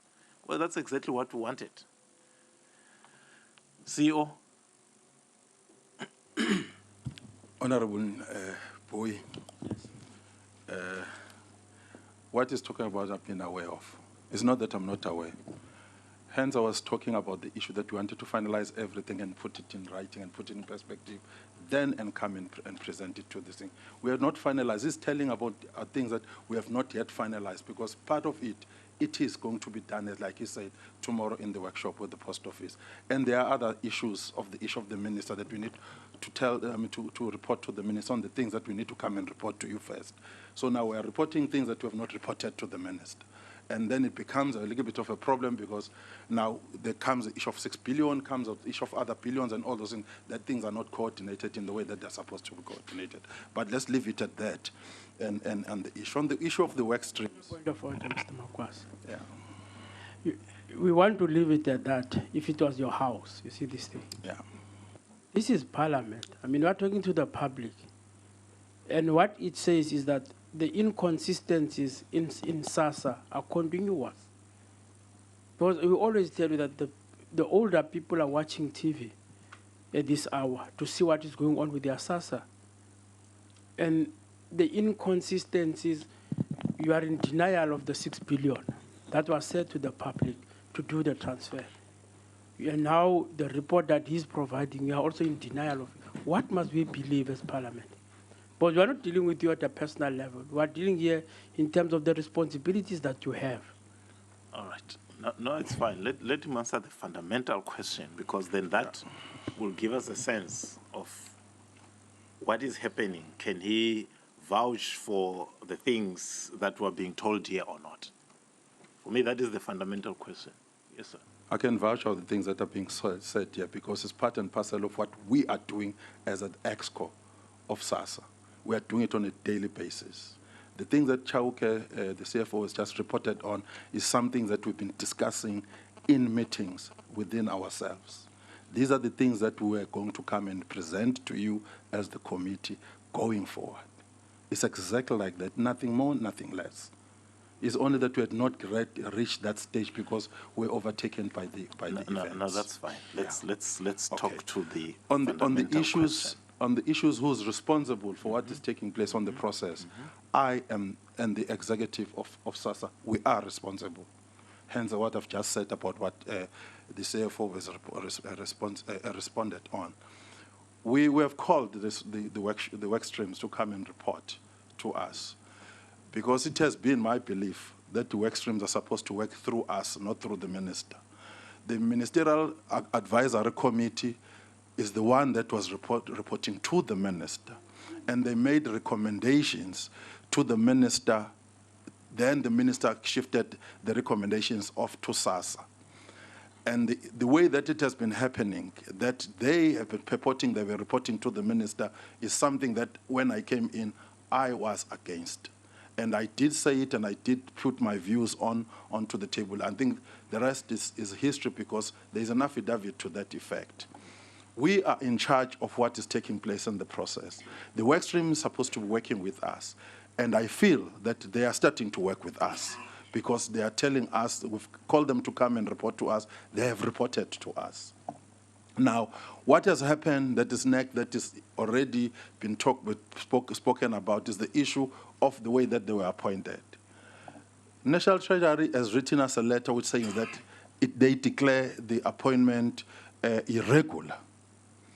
Now, I've written the letter to the minister, notifying the minister of the letter that I've received from Treasury, saying that the appointment of the work streams is irregular in terms of what the Treasury has written to us. There are things in that letter that we do not agree with, in effect, on what Treasury is saying. We are busy looking at that and to respond to Treasury. But on the issue of it have already been declared irregular, I, as a CEO, as I think Comrade Boy has said, that there's no comrade of yours here. Oh, no. Honorable member, I'm taking what the chairperson always says, I'm confused. Honorable member Boy, as mentioned, has been that in terms of PFMA, I am the accounting officer. So Treasurer has written to me as an accounting officer. I think it was my duty to write to the minister and notify the minister of the letter and my intention of what is it that I want to do going forward with the issue of the work streams. I have not written to the work streams saying that I'm terminating the contract, because there are things that we are trying to clear first with Treasury. Thereafter, after clearing that with Treasury, then I'll take a decision as a CEO of what is going to happen to the work streams. But as it is right now, they've been declared irregular. In terms of the PFMA, I'm supposed to be terminating them. I've given the tentative date of terminating them as the 31st of May, notifying the minister while we are still dealing with the issue with Treasury. So as it is right now, we have not terminated the contract, but there's a tentative date of terminating their contract, as it will be at the end of May going forward. But this process as it is happening right now, we as SASSA executives are in charge of it, and we have made it a point that we have taken charge of it, and they are reporting to us. So whatever that is taking place, the reason why I'm asking for 2 weeks, and the workshop that is going to happen at the post office is done by us, not by the work streams. But the work streams, in the meantime, because we are still paying them until we declare them, terminate them, that we need to get the value for the money of the process that has been going forward. That's where the process it is as it is right now. That's fine. Now, you see, then before Chauke spoke, after what you have said, then we'll be comfortable that in 2 weeks we'll be able to get a report from you because you are in charge. That's one. Now, maybe can you talk to what Tim had asked? I'm sure you wrote it down somewhere. You must have. I saw you writing. I'm not too sure. I thought I was answering that one on the work streams of Tim. And secondly, I am an honorable person. I'm sure you are, Mr. Magwaza. The questions. in your new, okay, so we'll get onto this just now under regular expenditure. But the question simply was, if we go down the road now with your workshop tomorrow and we decide to appoint other people to help you build your capacity to take over in now 10 months' time, will you give us your assurance here today on the record that you personally will not allow any irregular contracts to take place? You will not allow, you will not do a Virginia Peterson. You will be honest and true and make sure you stick to the PFMA. That's what I want from you today, please. Open, competitive process to appoint service providers to help you.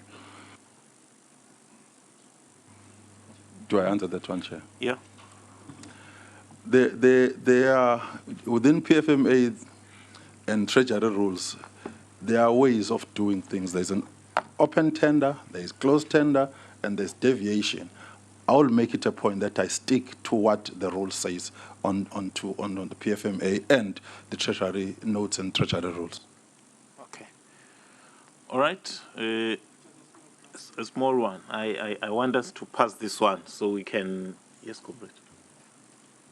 No, it's on this treasury note or treasury that they've given you. How long will it take you to sort it out so that you can get a submission of exactly what it is that treasury is asking you not to do or to do, you see, so that you submit it to Parliament for our own sake, because we are very clear that we are going to be on your neck every day to make sure that you get these things being done properly. Right. We'll babysit the correctional services, we babysit everybody, we'll babysit you also, my brother. Okay. You say there are issues you're querying from National Treasury. When are you doing that? And because you fortunately put yourself a deadline of the 31st of May. You see, that's what I like, because then it pushes you to work against a deadline. And that's what we're referring to in terms of this other contract, that once you have deadlines, it pushes you to meet your own deadline. So the issues you're supposed to raise with National Treasury, have you raised them? Are you still going to raise them so that they're able to respond to you before the 31st of May? No, he must tell us first, and then we'll go to. We are busy with it. The good thing, as you said, Chairperson, I've said that termination will be that 31st of May, which is about 2 weeks, if I'm not mistaken, from now. That by that time we'll have finalized everything, then the letter will be going to them. If Treasury condones, then it means that we are not going to terminate. If Treasury insists, then we'll terminate. Okay.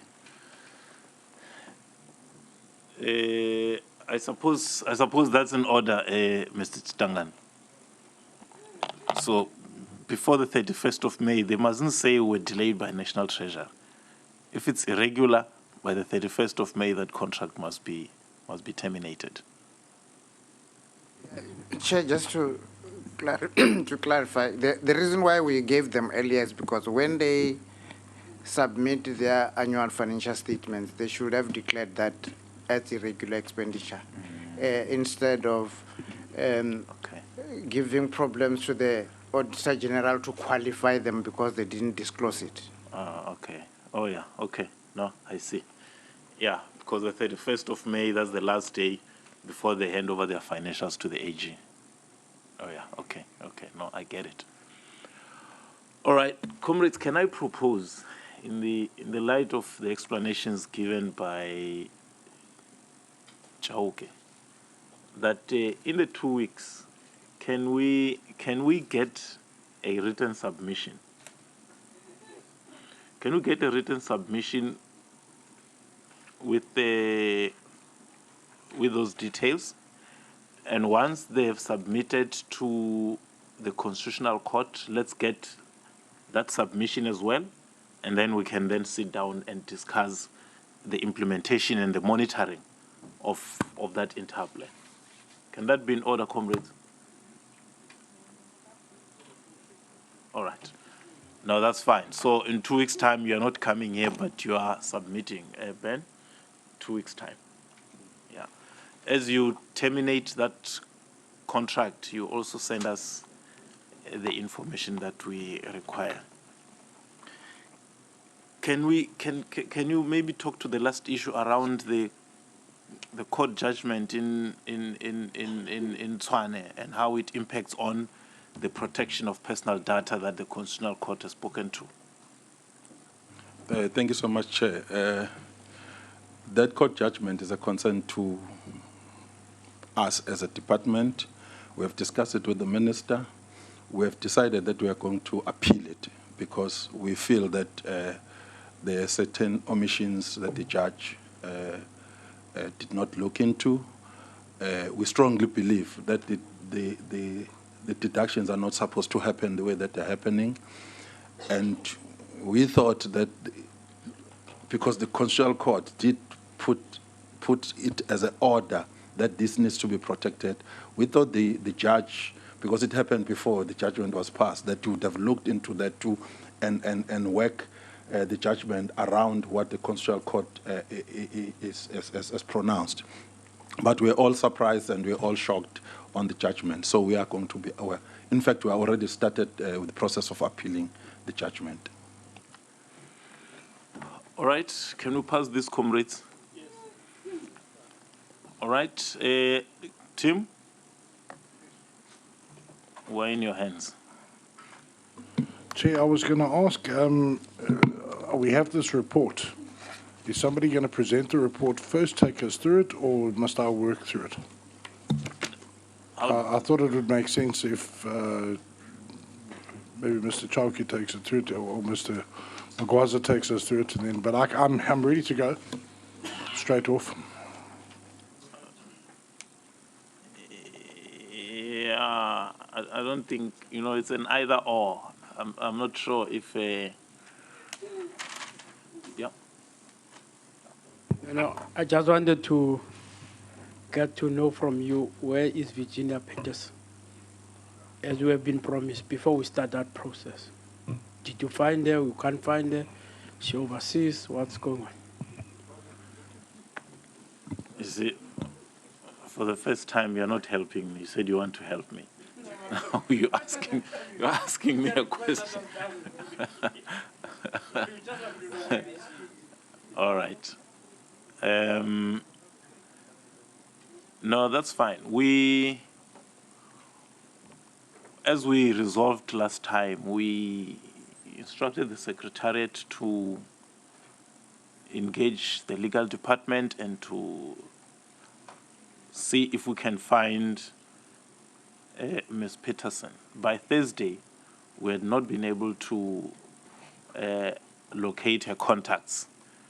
We even tried to solicit the assistance from SASSA. And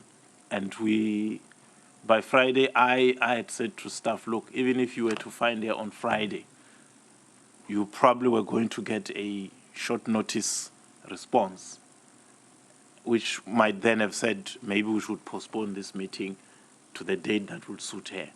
And yet I felt the issues that we've just finished with were a little bit more urgent.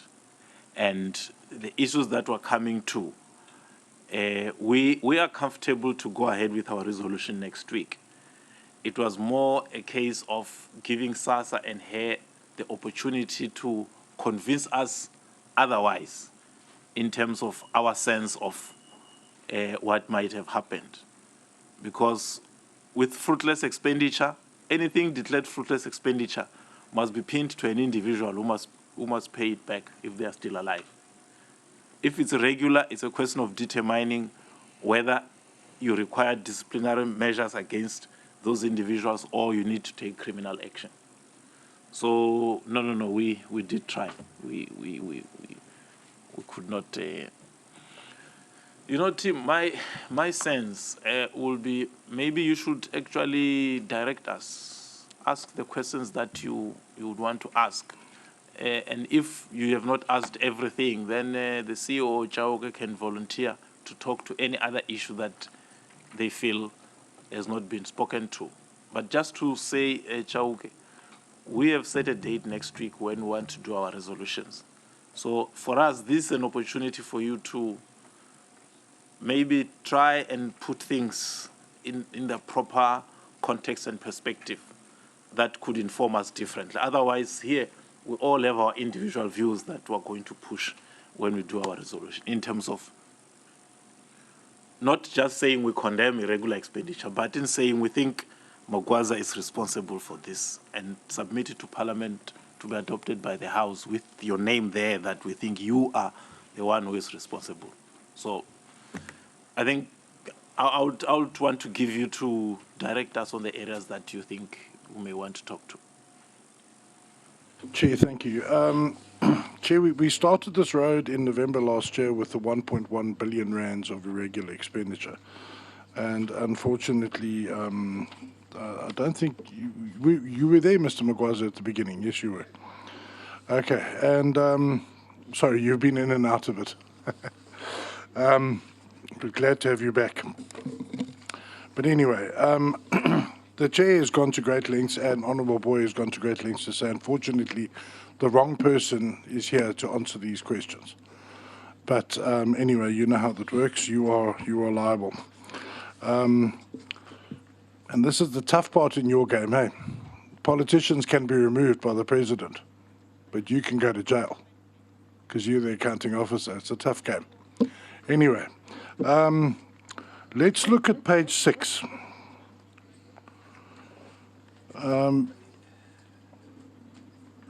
You've got the major irregular expenditure items, and we can concede that the extension of physical security, the lease payments to Trifecta Delta, and the forensic investigation of SABC, you got value for money there. You got something out of it. So effectively, it was a regular expenditure. And we've been over that in November, and I don't intend to re-go over the same grounds. We know with, for instance, the lease agreements that somebody should have resigned who's still there. We know that that security was provided. We know there was a forensic audit, although it was irregular. We're going to get back to that. But I think the one that is the burning issue today and over the last week is, as you are aware, the amount of 316 million rand was paid to CPS. As you are aware, and I was aware last week Thursday, SASSA have withdrawn their objection to that matter that was brought by Corruption Watch. Okay, we have those papers in front of us. So the question simply is this. Corruption Watch took you to court and said you should never have paid that 316 million rand to CPS.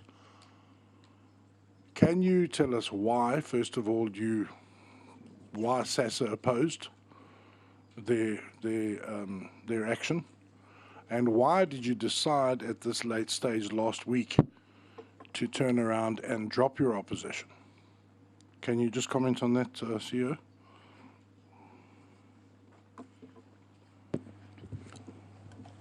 Thank you so much, Honourable Chair, Honourable Members. This 316 has been a thorn in our lives. It's a very problematic transaction that has taken place. Last time when we were here, we put forward the reasons why we felt that this amount has been a legal transaction. And there were questions that came from the floor at SCOPA, which prompted me to go back and re-look into the things that were put in front of me and the information that was given to me. And there were things that I started seeing glaring in the reports that were written.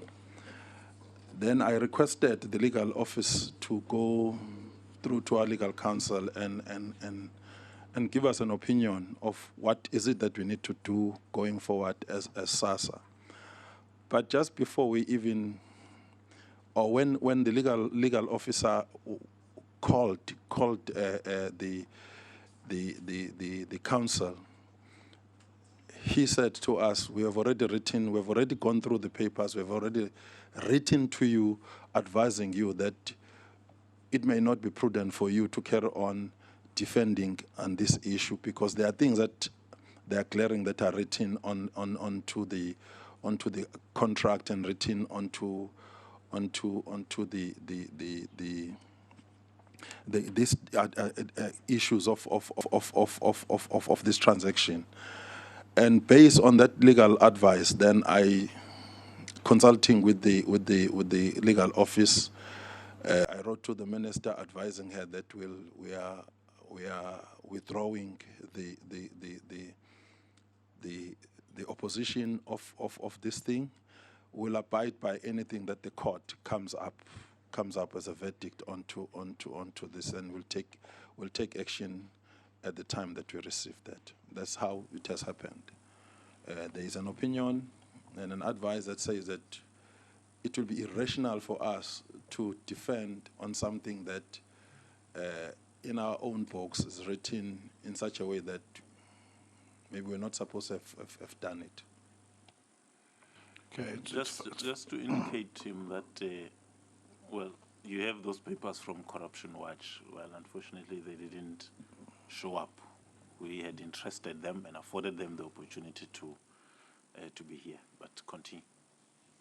Okay, great.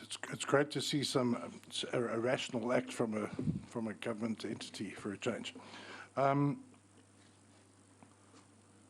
That leaves us now in the position where you would then support a court ruling that says that CPS need to pay back that money. You just said that. Would you agree? We'll support the court ruling in whichever way or form that comes from the court. Okay. All right, now the question is, and I need you to give us this answer because I'm sure you have it at your fingertips. How much money was expended in legal costs in this matter to date? They will request the CFO or the legal person to answer on to that.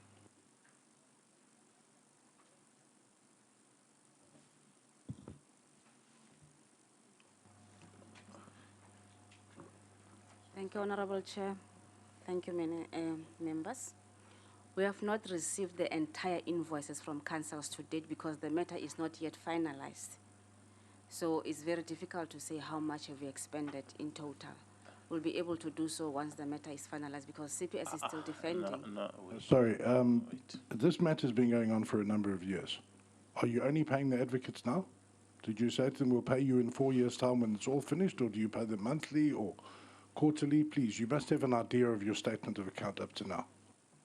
We pay them whenever they send invoices. They're not regular. The first invoice that we received is around 100,000 rand, I think, 100,000 for, we've got 3 councils on that matter. So they have not yet sent other statements. But you'll remember that we pay the state attorney, the Department of Justice. We don't pay them directly. We'll pay as and when the Department of Justice invoices us. And normally they give us all the invoices around November. So you've only received an invoice for 100,000 rand on that matter so far. Are you putting that on record? Be careful. Okay. That's also minus the figure that I can recall the first time that we approved the payment. And when was that? On a point of order, Chair. Point of order. Yes. Ma'am, there's no plus or minus. There's one figure. Give us the figure. Don't give us the English. Unfortunately, I can't recall it by head, but we can make the figures available as soon as we reach the office, and we can even call now. Okay. All right. Can I continue? Yeah, sure. All right, so the situation is very simple, and this is where I'm going to stop here because I want to hand this over to my colleague, Honourable Mente. Not right now, but for under her inclusion. The argument is that if that money was irregularly paid to the courts, to CPS, all right, and the entity opposed the action of Corruption Watch and then subsequently dropped it, it means that the entity is now agreeing that the money should not have been paid. Therefore, any legal costs incurred during the defence of that action against Corruption Watch amounts to fruitless and wasteful expenditure. And I would certainly hope the Treasury would take note of that and apply their minds as to whether they would agree with that point of view. Because simply if the matter was not opposed at the time, and if the matter, in fact, if the amount had never been paid, and if we go down the history, you'll remember this, you first asked for condonation of it. Condonation was granted. It was then withdrawn by Treasury, asking for further information, and then Treasury came back and said it is fruitless and wasteful expenditure. That's the 316 million. So the amount spent in court defending that indefensible act surely is also fruitless and wasteful. So I would like to know, CEO, who do you intend getting that money back from? Who's going to pay for that? Are you going to take civil action against Virginia Peterson?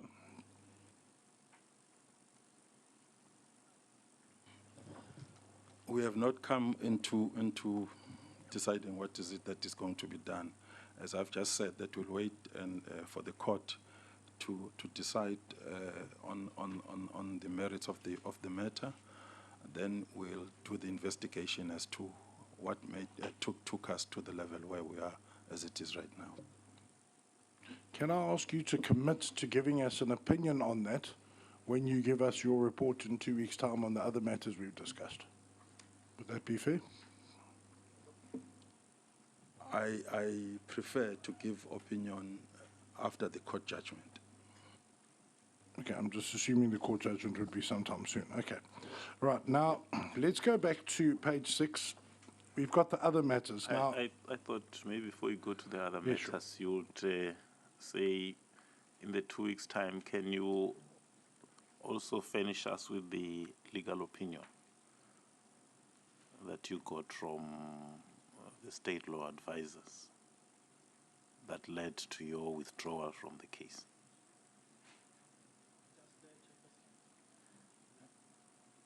Yeah?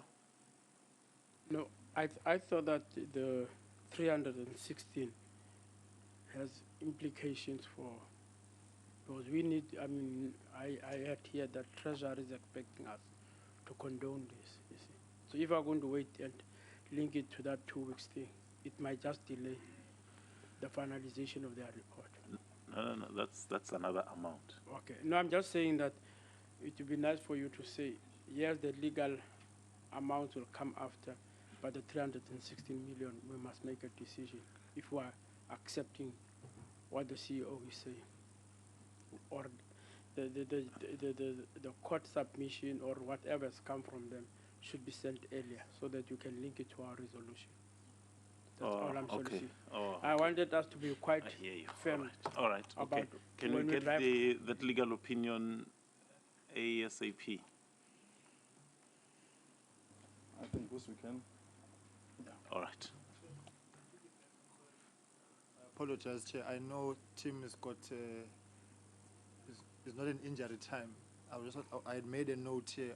But since you've made the request for the legal opinion, I would like, Chair, to, I'm going to assume, rather, and I'm subject to correction, that the decision to oppose must have been informed by some legal opinion. So I would like to get the one that informed the decision to oppose, and subsequently the one which has informed the decision to withdraw, because I think we need to actually look into that. If there isn't one, that will allow me to arrive at other conclusions. Okay, that's fine. If there's a legal opinion or any record of decision taken and motivations explained, just add that. Yes, continue.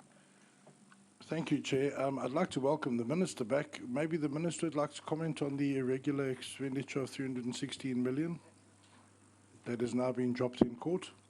Minister? That's well, she has not even caught her breath yet. I would,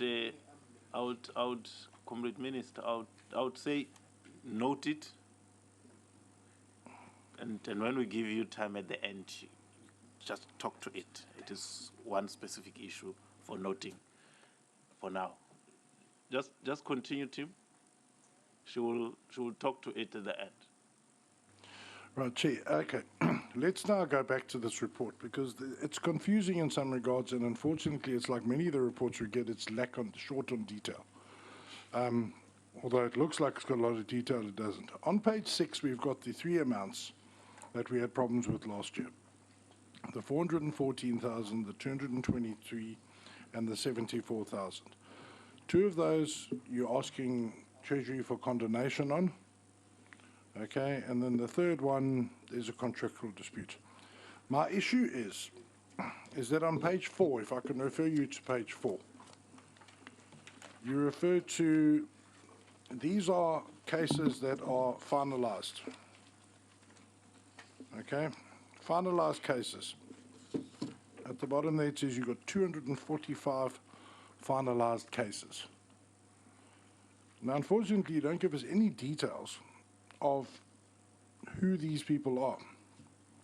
And also there's no detail in terms of, if you now go back to page 6, has any action been taken against anybody in relation to the irregular expenditure on physical security, on lease payments, or on the forensic investigations? Because it's been confirmed that all 3 of those were irregular.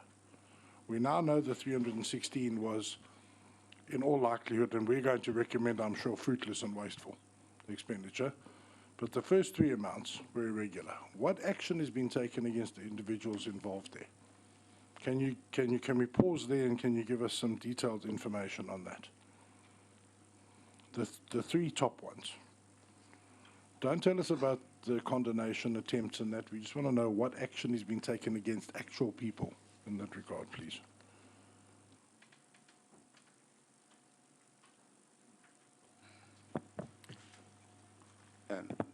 Thank you very much. Let's start with the security and what we have considered in relation to that. In our submission during the November, we did explain the circumstances under which actually it has happened, and that investigation or review was on the basis of finding actually whether there was any intention or intentional doing in terms of what has happened. If you look at how we have alluded in terms of the steps that led to the security being irregular and the engagement between ourselves and National Treasury and our engagement with the Auditor General, it was quite very clearly that there was not deliberate action from any official actually to incur such an expenditure. I think I would have made a point in terms of how we have followed the rules. And in that aspect, we even indicated, Honorable Chair, that at the time of conceding to what Treasury has determined that this expenditure that has been incurred is irregular, we have pointed actually to say that we have had several engagement with them. So we could not find any official that would say that deliberately did this. And it was an issue of maladministration from our part in that regard. But what we considered was the interpretation of what Treasury has provided to say an extension. I have to interrupt you. Irregular is irregular. Whether it's deliberate or negligent, irregular is irregular. If I drive down the road and I go through a red robot, the traffic policemen are going to say, listen, did you go through that red robot deliberately or were you looking at your cell phone? He doesn't care. I'm going to get a fine for going through the red robot. Okay? I can then go to court and say, I didn't do it deliberately. I was looking at my cell phone. It was a negligent act. So please, can we just stop at that point and say irregular is irregular? And I want to know what disciplinary action you've taken against people who broke the law, who breached the conditions of the PFMA, please. Chairperson, I'm trying to interpret the security in this regard because the old issue was the subsequent extension of those contracts. And in our submission that we have indicated to you, to the honorable members, was that the fact that we extended it over and over and over about, it was the issue of the interpretation, which National Treasury was saying that we should not have. But in true sense of the issue, you can put it. I think the issue is who was giving that interpretation. Who was the official who was giving the interpretation and saying, no, this is correct, continue, until National Treasury said to you, no, this is wrong. I think that's where his question is leading to, because we can't say it's SASSA. SASSA, it's all these senior people. One of them or two of them took the decision or were responsible. I think that's where he's going to. The extension, Honorable Chair, was done with the approval of the Accounting Authority. And there are structures like the Bid Education Committee who sat and presided over this. And it went to the Accounting Authority after going through the procurement issues. And what we have been asking Treasurer at that particular point was, which actually practice note that we have contravened at that particular point. I think the AG is here. I've had issues around this transaction. And personally, I've already had several engagements with the Auditor General. And Auditor General, I've been asked them to really... No, it's fine. Let's do... So why I'm saying that we could not pin it to one... Joke, let's do this. Because if I remember in November, you said tenders were issued, people tendered, but then later they were declared they don't meet. I think that is the grey part that you must talk to, because then it clarifies what happened and who took what decision and why. So tenders were issued, people applied, adjudication was done, and then what?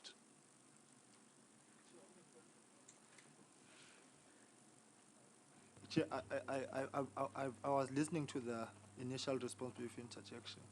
Can we not debate now whether this is regular or not, because it's determined to be such? Because I'm getting a sense now that we want to first question that and then couch it. No. So I'm just pleading for that, Chair. Okay, let me hear from National Treasury first. Thanks, Chair. I think the problem with institutions, including SASSA, if an expenditure is declared irregular, fruitless and wasteful expenditure, they have an obligation to investigate who caused that irregular expenditure, what caused that irregular expenditure, did the institution receive value for money? That investigation should be done, and that report should be there when you submit, either for condonation to National Treasury or you submit it to Parliament. Has the investigation been done?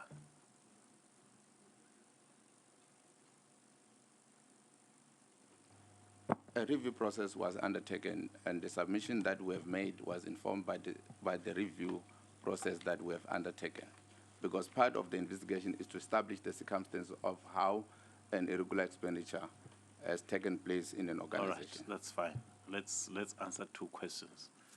Who did it, and what were the circumstances?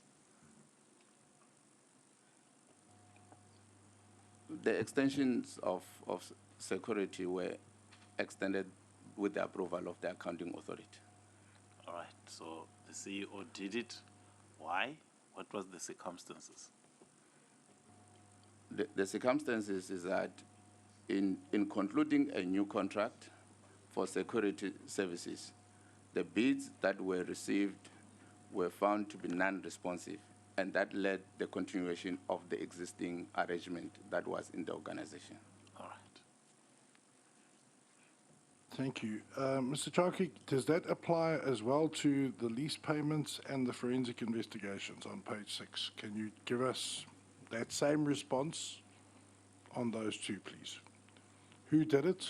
So was it the CEO with the candlestick in the lounge? Can you just tell us that? Thanks.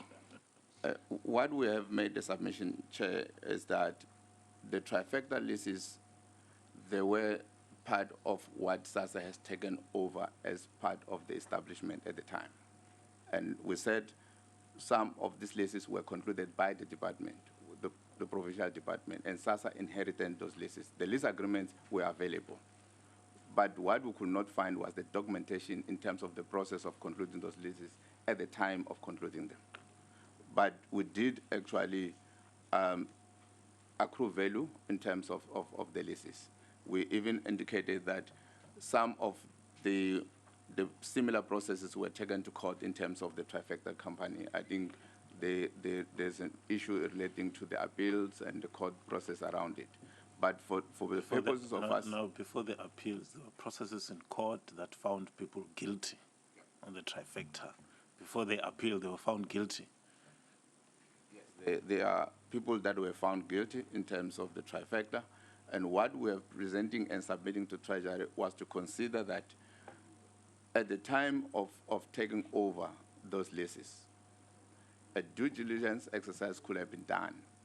But the officials that were there, even the accounting authority that was there at the time, that was an oversight that was not done, except that we did receive the leases. And with the leases, we did not necessarily go and find the procurement process followed before we accepted some of the leases that were there. So and the leases were about 10 years.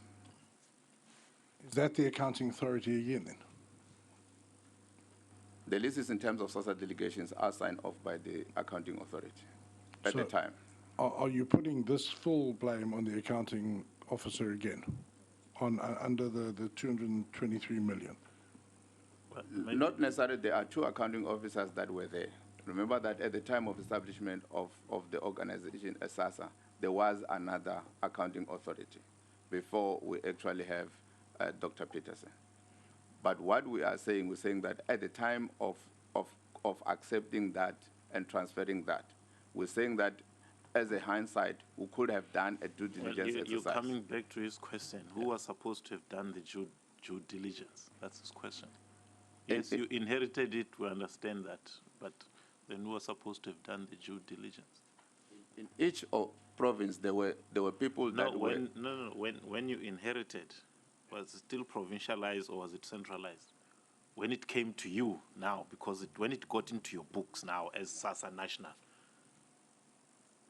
At the time of establishment, actually, there was a decentralized, integrated approach where each province has to do a due diligence for the leases or for the assets that we're receiving from the provincial. That's okay. That's okay. It was provincialized. Then came a time when it was centralized. At the point of centralization, who was supposed to have done due diligence on what you were receiving from the provinces? At the time when it was centralized, there was a process that we sought actually finding those documentation. There was that process. And in the previous engagement, I did allude. And when they were not found, what happened? When they were not found, we decided that we must engage legal services with an attempt actually of cancelling those contracts. And then what happened? And the legal and the organization that were engaging at the time, which is Trifecta, they refused actually to terminate the agreement because we could not necessarily get all the documentation that we're looking for. Who refused? Your legal department? No, the organization, Trifecta. Well, Chauke, of course Trifecta will not agree. They are making money. You don't need them to make a decision.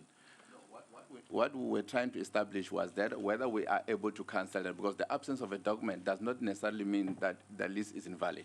You need to have an investigation. No, that's fine. What was the legal opinion? Let's leave Trifecta out. What was the legal opinion from SASSA? Actually, legal services actually attempted, they wrote a letter of intention to cancel. Also, legal services said cancel. And Trifecta say don't cancel. Who took the decision to agree with Trifecta and not cancel? I think that's the number of his question. I think it was based on the issues that we did not have. No. Who took the decision? Whatever the reason, who took that decision to say, no, let's not cancel? The provincial... I've long, Minister, passed the provinces. No, I'm saying... When it is now centralized at national, when legal services said, let's cancel, and Trifecta said, no, don't cancel. Who took the decision to say, no, let us continue and not cancel? when it was now centralized? It was looking at the executive and the circumstances. I want the person. Who is that person who took the decision? I will have to really go and look at individual cases. Comrade Minister. What I'm saying, Chair, because each case was to the different. minister, not you. Talk to the minister. Makakuyeke, uphendule. If there's anything outstanding, she will have the opportunity to. Because, you see, Chauke, just say the word, the accounting authority. Because at the end of the day, any such decision, finally, she would have had to say yes or no. Because I understand you took this from the provinces, it was decentralized, but then when it was centralized, you looked at all the things you were inheriting and saying, this is good, this is bad, this is wrong, this is correct. And then you found that the trifecta contract, your legal department said, this thing is wrong, cancel it. And then you went now to ask trifecta, we want to cancel your lease, and trifecta says no. Now, somebody in SASSA must then have said, okay, trifecta say you must not cancel, let's not cancel. Who is that person who takes that decision? Or who took that decision? In the Northern Cape is the RAM in the Northern Cape that was responsible, cancelled some of them, but the other contracts could not be cancelled at that particular time. Chair, this is becoming tiresome. Can we move on? Otherwise, we'll be here all day. Okay, we all know who the accounting authority was at that time, and that was Dr. Virginia Peterson. Okay, so the next question we need to ask in this regard is, did Treasury at any stage, and I know I'm asking a lot here, did Treasury at any stage work out what these contracts should have cost as opposed to what they in fact did cost? Did they ever do a comparison? CPO, I'm taking a long shot here. Do you know, Mr. Chauke? No, I don't know, because what I did was that I had an inferences that Treasury at one particular point reviewed some of these contracts. And I've asked actually a report from Treasury, because some people were saying that Treasury did some work. I could not get any report in that regard. Chair, do you mind if I direct that question to Changano? Sure. Was that exercise ever done? I'm working towards a point here. Correct. There was a forensic audit that was done, and which was used in court, which I think we can make it available to the committee. But there were a number of issues in this irregular expenditure, because one issue was that during the time when these contracts were entered into, the rate per square meter in that area, the market rate, for example, it will be 40 rand per square meter. But when they enter into a contract, it will be 65 rand, because they were monopolizing that company in that area. The contracts would have been advertised for 5 years, but when the contracts were entered into, during the BEC, BAC stages, it will be decided as a 5-year contract. But when it's signed as a 10-year contract. There were a number of irregularities in those contracts. That's why when the company was convicted, obviously they were arguing about the amounts, which we will still wait for the appeal. But there were a number of irregularities happened, BEC, BAC, Accounting Authority. Chair, the point I'm trying to make is that, and I think we're entitled to this information. On the 3 contracts, on the 3 issues on page 6, you need to come back to us with a figure that SASSA effectively overpaid in excess of what those issues should have cost. You need to go and consult that forensic audit or send it to us so we can work it out. Because I'm trying to get to consequence here. We know that all 3 of these matters, okay, the forensic report itself was irregular because they were favored by the BAC. There was a changing of the points. That was found to be the case. But the issue here is that effectively at the end of the day, This is a regular expenditure. You've asked for condonation. The person that was responsible for the regular has left the organization, so they cannot be dismissed. But what we can do is we can look at the kind of money that was spent over and above what it should have cost and possibly institute a civil claim against them, or take legal opinion on that. And I'd certainly like to ask you to do that, to have a look at that. The CEO's gone up, but the minister is here. But we cannot let a CEO walk away that presided over 1.1 billion rands worth of, well, 700,000 rands worth of irregular expenditure and about 300,000 rand, which is now pretty much confirmed fruitless and wasteful expenditure. You can't just let that person walk away. It cannot be a signal to future CEOs out there. Now, I'd like you to go to page 4, please. Maybe before you move, Sure. Chauke, the trifecta contracts, when are they ending? When were they supposed to end? No, some of them we did cancel them in the Northern Cape. There's no contract that is currently running. There's no contract that is currently running.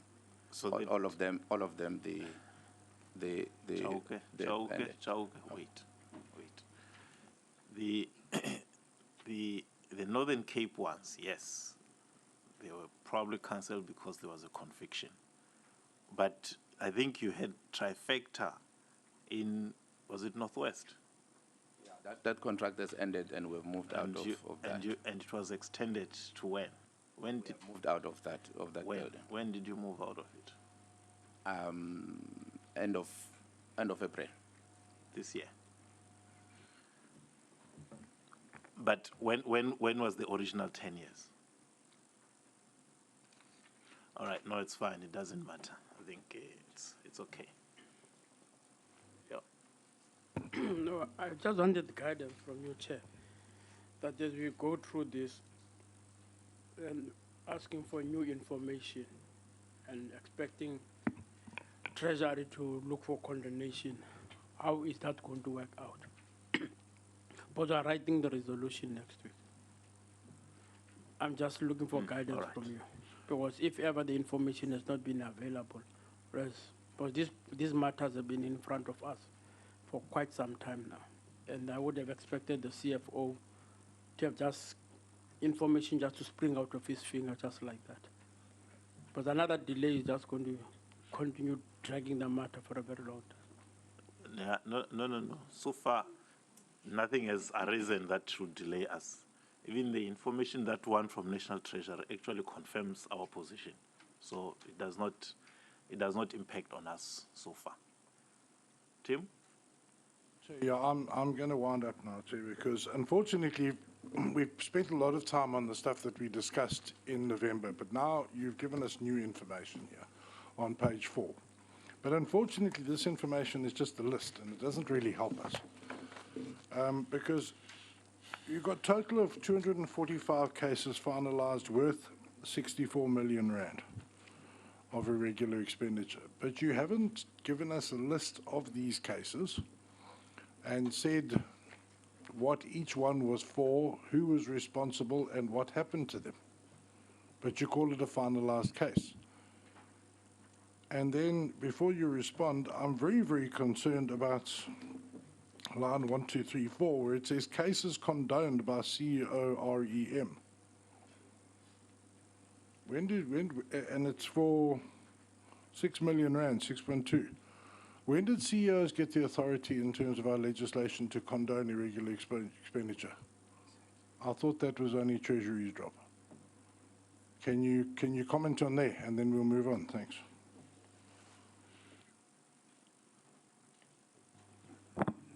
Chair, linked to the presentation, there were attachments that we have sent, which has all listing of the cases relating to this. I think I also spoke actually to Ntombi when I got that message, just to make sure that the members got that.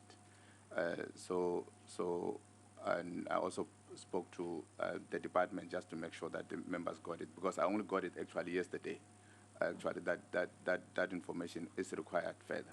So what I did was to call and just make sure that the spreadsheets are available in relation to that. And if you haven't got it, I can still leave it on actually here. In terms of the condonation for the CEO, in terms of the guidelines on irregular expenditure, is that if the transaction should have been finalized within the organization in that regard, at the time the CEO was given the authority in terms of the guidelines to say that the CEO is the person that will condone that. Even the guidelines within an organization actually indicate who is the delegated person to consider certain transactions. So within SASSA, I must interrupt you. What guidelines are these? Are these PFMA guidelines? Are they Treasury guidelines or your own rules? the Treasury guidelines. If you look at the guidelines on irregular expenditure, the 2014 and also the 2015, which is available, I think the members can also go through that. Only the transactions that will have affected the accounting authority would have gone actually to Treasury for consideration, or the transactions that require the prior approval by National Treasury, that such transactions will have to go to National Treasury. But it's not necessarily every irregular expenditure that need to go to Treasury. Can you just explain what the guidelines are? Is it below a certain amount? Is it, what is the guideline? I'm sorry, Chair, if I'm being ignorant here, but what is the guideline? So actually, before it goes there, so by your explanation, Chauke, it means that all this toing and froing we're having about the extension of security, the lease payments, forensic investigation, we actually should not have had. Because if you are referring an irregular expenditure to National Treasury, it means it is because it affects the accounting authority. So you should just have said, responsible person, lease payments, accounting authority, and then we pass. So manje, now, like we chikisa, needlessly, ngokula kufam sankar. Can't. Yes, Chitangan. Thanks, Chair. Just to clarify, it's correct that we don't condone all irregular expenditure. The guidelines indicate that it depends on who approved the transaction in an organization. Those transactions that are approved according to delegations by officials who report to the accounting authority, if an irregular expenditure is discovered, the accounting authority or the accounting officer in an institution will condone them. But the process is still the same. There will be an investigation report which will be done either by internal audit or risk in the institution, which will indicate, yes, there's an irregular expenditure, how it occurred, who caused it, whether there was any negligent or non-negligent, and whether we received value for money or no value for money. Then all those transactions that are approved by the accounting authority, in this case, SASSA CEO, would have been referred to us. In other words, the accounting authority cannot approve a transaction and condone it. All right. Chair, yeah, I really don't want to take too much longer. So Mr. Chaki is saying that 245 cases, we've received a list of those cases with a full discussion on each one of them? Because we certainly don't have it in front of us now. And Chair, that's going to be a lot of information. Also, let's just go through, Mr. Chauke, I'm asking you these questions. I don't know why the CEO is being so quiet. But the Mikonzo project, Kandama National Treasury, if you can give us an explanation of that, please. We've discussed the cases condoned by the CEO. Let's also look at found not to be regular expenditure. If you can just give us a brief description of that. And then duplicates, trifecta withdrawn, give us an explanation of that, because this is all new to us. And then, Chair, I don't think we can go much further unless to have had time to look through the full list and critique whether or not there's been any consequence for any person. Safe to say, Mr. Chalke, I'll add one last question in preliminary, is how many people have been disciplined, stroke, something's actually happened to them out of these 245 cases? Can you give us a number in that? How many people have actually either gone to jail or been disciplined, have had to pay a fine, so just something's actually happened to them?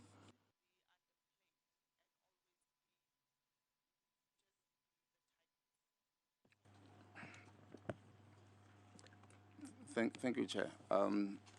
Let me start with the Mikonzo. I think this relates to transactions that took place between 2013 and 2014 financial year, and at the time there was deviations that were entered into in relation to the procurement of services. And at that particular point, we did not have a competitive bidding that actually happened. We used the quotation process and approved by the accounting authority. But on review by the AG, they found that actually we should not have got that deviations, and we have actually accrued value out of it, and we sent it to Treasury, and it was approved. The deviations were approved by the accounting authority after they were considered actually by the bid education committee. So that's the circumstances that happened in that. The cases relating to, say, found not to be irregular expenditure, these related to transactions, especially the leases, where you find that only a period we should have accounted as an irregular expenditure. But instead of accounting the period where you did not have a valid lease, then you find that in the region, that disclosure actually included even the period where there was a valid lease. So what I have done was to go back to each of those transactions and allow them a review process to validate those transactions. So the list of 129 cases is the cases that I gave to the AG that they must review it actually and confirm it, because that's how I have interpreted that part, to say that this portion of money should not have actually classified as irregular expenditure. So that's the leases. The issue of the duplicate of trifecta was when we consolidated, because you have about 10 registers of irregular expenditure. So each region keeps a register. So in the consolidation for the purpose of the financial statements, the cases that were in Northern Cape, some of those cases were duplicated by head office because it was a matter that was also dealt by in head office. And without seeing that, so there was a duplicate of an expenditure that we accounted in the register of Northern Cape and the register in head office. And we did actually now just to say, while we're looking at case by case, we said this case, we should at least make an adjustment and we'll withdraw that just to adjust that in that regard. The process in terms of the disciplinary procedure, I think maybe I can just maybe give you the details in writing in relation to the cases itself. Because the process itself, when we do take this view, is that the REM or either the accounting authority, whoever is a delegated person, does not necessarily condone irregular expenditure without taking that case to a committee, which is chaired by an executive, which is the Financial Misconduct Board. So there's the group of people that have been appointed by the accounting authority who consider each case. How many cases have you processed? I think that's the... No, the cases, that what I'm going to do is just to make you a breakdown and give you feedback in writing in terms of the 245 cases, to say, of the 245 cases, this how they were finalized, just in a summary format, and then at least write back actually to the committee in that regard. All right, okay. Okay. Thank you for that. But can I just point out, that's what we wanted when we arrived here. And please, in all your future engagements with us, give us that level of detail. Now, if we turn to page 5, and I will be finished, Chair. You've now given us 99 there that are under review process in line with approval delegations, which is, I don't have a clue what that means, but I'm sure you'll explain, and then still under investigation. You have to give us detail on what that actually means and where we're going, because we cannot sit here and say, well, that's fine. we need that level of detail, Mr. Charkeep. So please, when you engage with us in future and you know what we want a level of detail that you don't give to anyone else. Because we need to see consequence. We need to see if things actually happen to people who break the law. Okay, thank you. All right. The joke, the document that you sent yesterday, how many pages is it? No, more or less, 50, 100.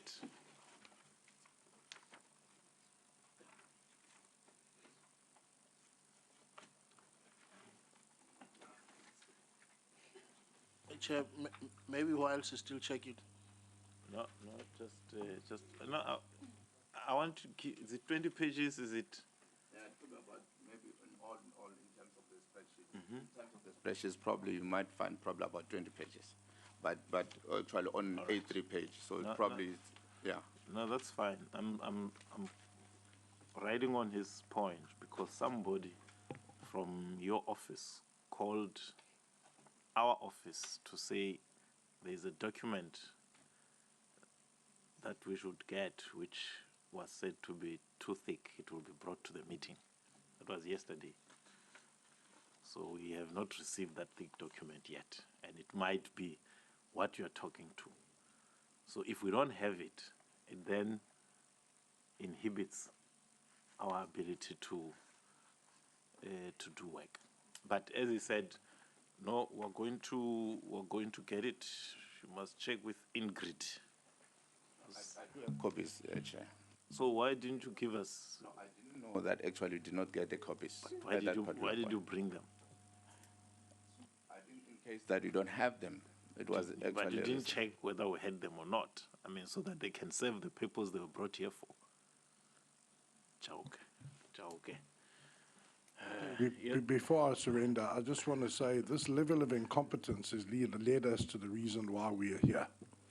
So please, to all of you, let's try and up the game. It's this sort of thing that has led us to where we are. We don't want to have here. Our aim is to fix departments, get them on their way, get entities on their way doing a good job. But please, all right, lift your game. Now I can surrender to Honourable Mentor, who's going to do fruitless and wasteful. Thank you. All right. No, that's fine. Comrade Boy, you have something to... No. Do you want to... I just want to... No, I'm not interfering with her process. What I'm saying, Chair, you know, it's either it's the department that is wrong and we can't write our report, or we are wrong and then we can't write the report. Because we have given ourselves that by next week we need to finalize the reports. And you know, they're outside when they start saying SCOPA doesn't finish its work. It reflects on us. It doesn't reflect on Chauke. Now, in this is what I solicit guidance from you, that what does it imply now? Right. Because Chauke's got all the documents in his pocket. We don't have anything. And we wanted that detail that Tim is talking of. It gives us guidance. You see, it also talks to us about consequence management, that where are the consequences of the things that we are raising, you see. No, that's fine. I think, you see, it's a pity, Tim. I thought but well, anyway, let me hear what Comrade Mente is going to bring up. I thought we're going to deal with the irregular, fruitless, and wasteful expenditure. There were about 4 or 5 items from what we discussed in November. There are many other issues. I think those are new issues. If you look at this report, it's what he brought on the 28th of February when we did not go into the details. But the issues that we picked up in November last year, they were very, I think it was one, the fruitless and wasteful expenditure of the event that was cancelled here. It was the security that was provided for officials. It was the 316, and then it was the physical security. It was the forensic report thing. It was trifecta. Those for me were the key items that we had spoken about and could not conclude in November. And we thought we were going to deal with them in February, and we said. So for me, those are the items around which we must pronounce ourselves. There are many other issues. We can look at them and decide what to do, when, and how. So personally, I thought you were going to confine yourself to those items and not take all the other issues out there. Comrade Kuno, before I hand over to...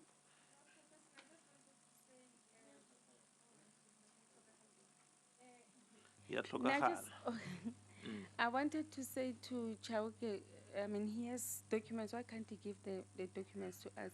And besides, if he has written a report, why was it difficult for him to reply to the questions that were asked earlier on? Because, I mean, if he has written, you would know the rents and cents. Yeah, no. Chauke sent that report to their office here in Parliament. Yeah, no. And their office here in Parliament did not forward that information to Ben. They said they'll bring it here in the meeting. He has the information. My hear point you. is, No. why didn't he reply? No. Here's the point. I think somebody spoke about the need to coordinate.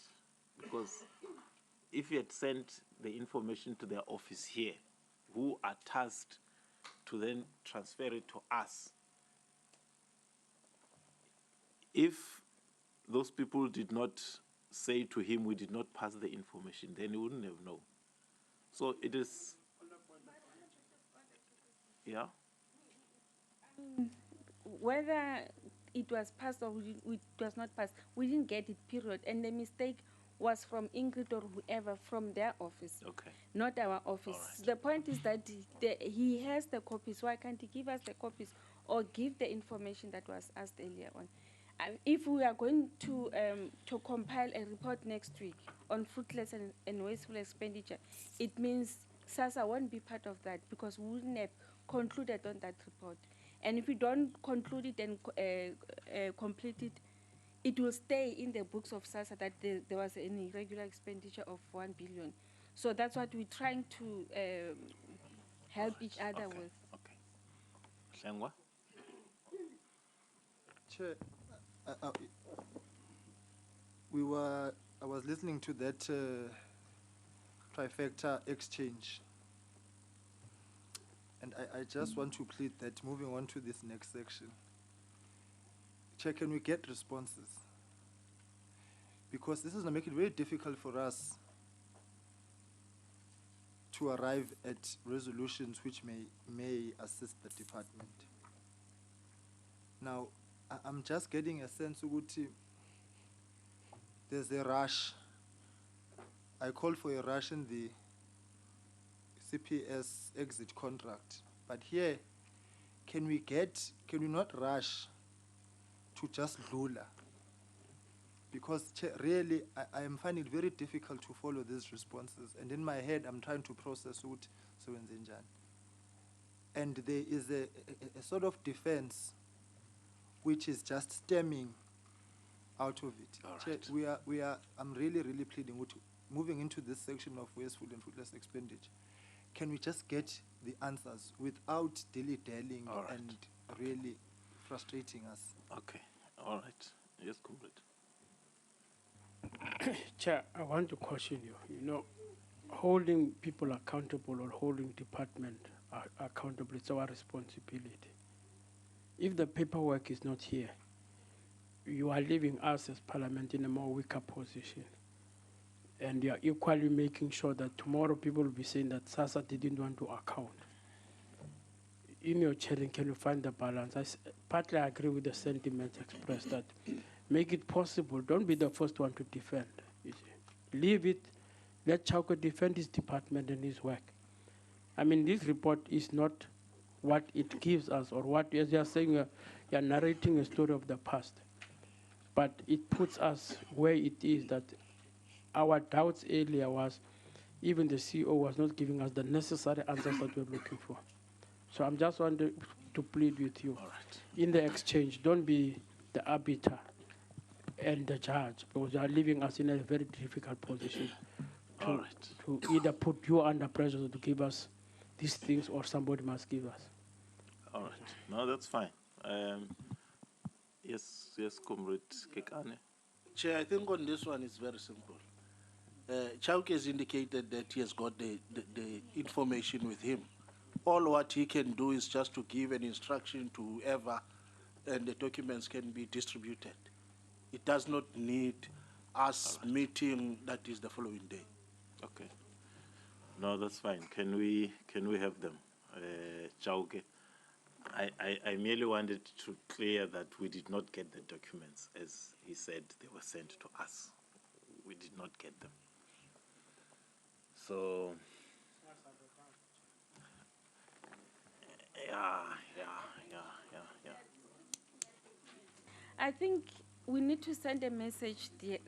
We are not computers or what is it, walking Okay, robots. hear This this thing of message. getting reports late in the evening and expect that all of us to have the report before the meeting tomorrow, it's not on.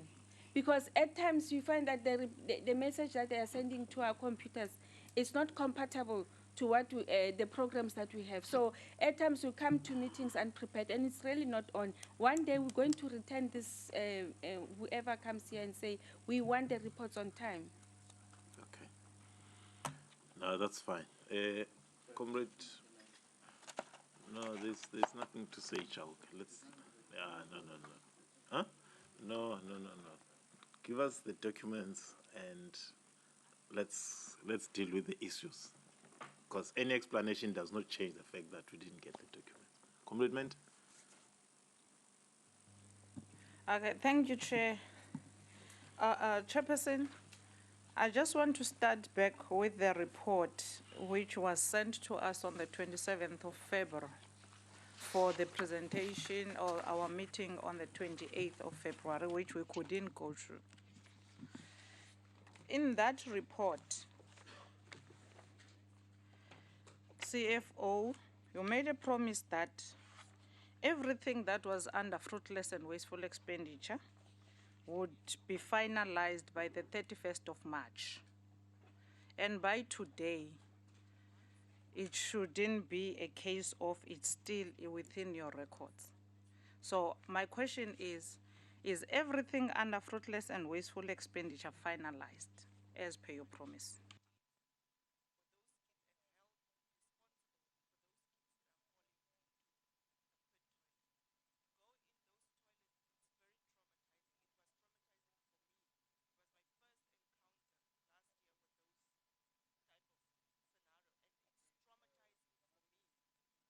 Yeah, no, I'm waiting.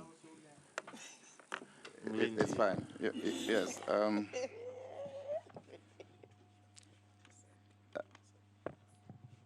Not everything has been finalized.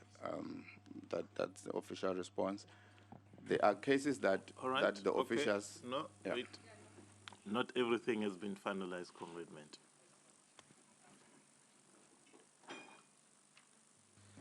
So, okay, if you are saying not everything has been finalized, let's help each other here on page 8 of the presentation of the 28th of February, which I think you still have it with you.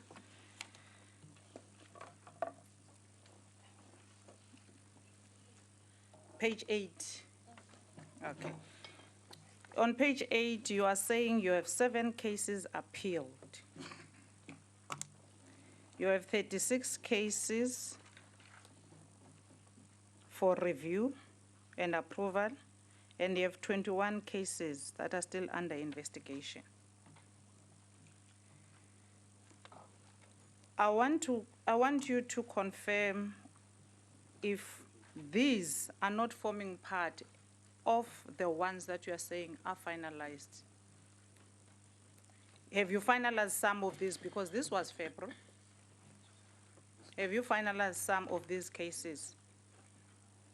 Yes, some of these cases were finalized. If I have known about the progress, because I got to know about that you want this yesterday. So there was no way in which I could have at least been able to consolidate and give you the status of each of those cases now, because the cases, some of them get to be finalized in the region. So I got the message yesterday during the day that actually you want this. And some of these cases have been finalized because the Financial Misconduct Board has said And on the 31st, the CEO and the REMs have actually finalized sign off some of the cases where you need to recover money or you will have to really get a disciplinary action or whatever. I could have just done that update actually for the sitting of the committee. Oh, that's great. It's very good. It's a progress. But I want to go through with you with the attachment that you have earlier on indicated, where fruitless and wasteful expenditure is concerned in some of the finalized cases. We'll start off, Chairperson, with a small amounts, where there is hotel no-shows, there's car damages, and there is traffic fines. And when you check the status of those cases, mostly, they are finalized, and it doesn't show that something happened, those people paid back the money. And my problem is, how do you write off a traffic fine?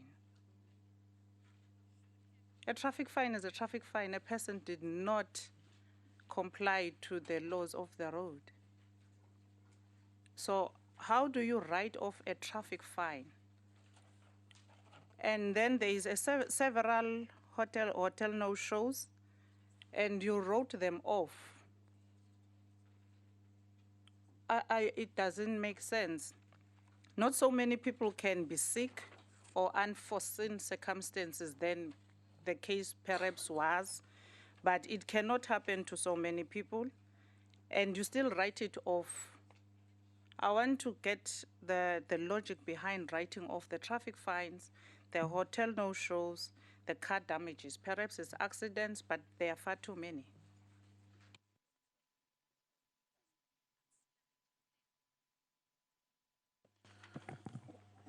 Well, I think the traffic fines that we see, there will be a comment that said a debt that will be linked to it.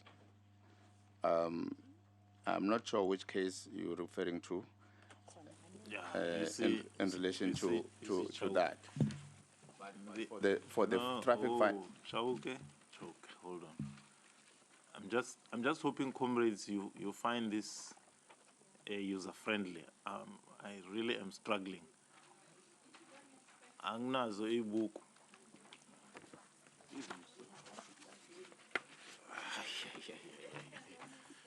All right. No, as long as some of you comrades can see, I really can't read a word out of this. Continue, comrades.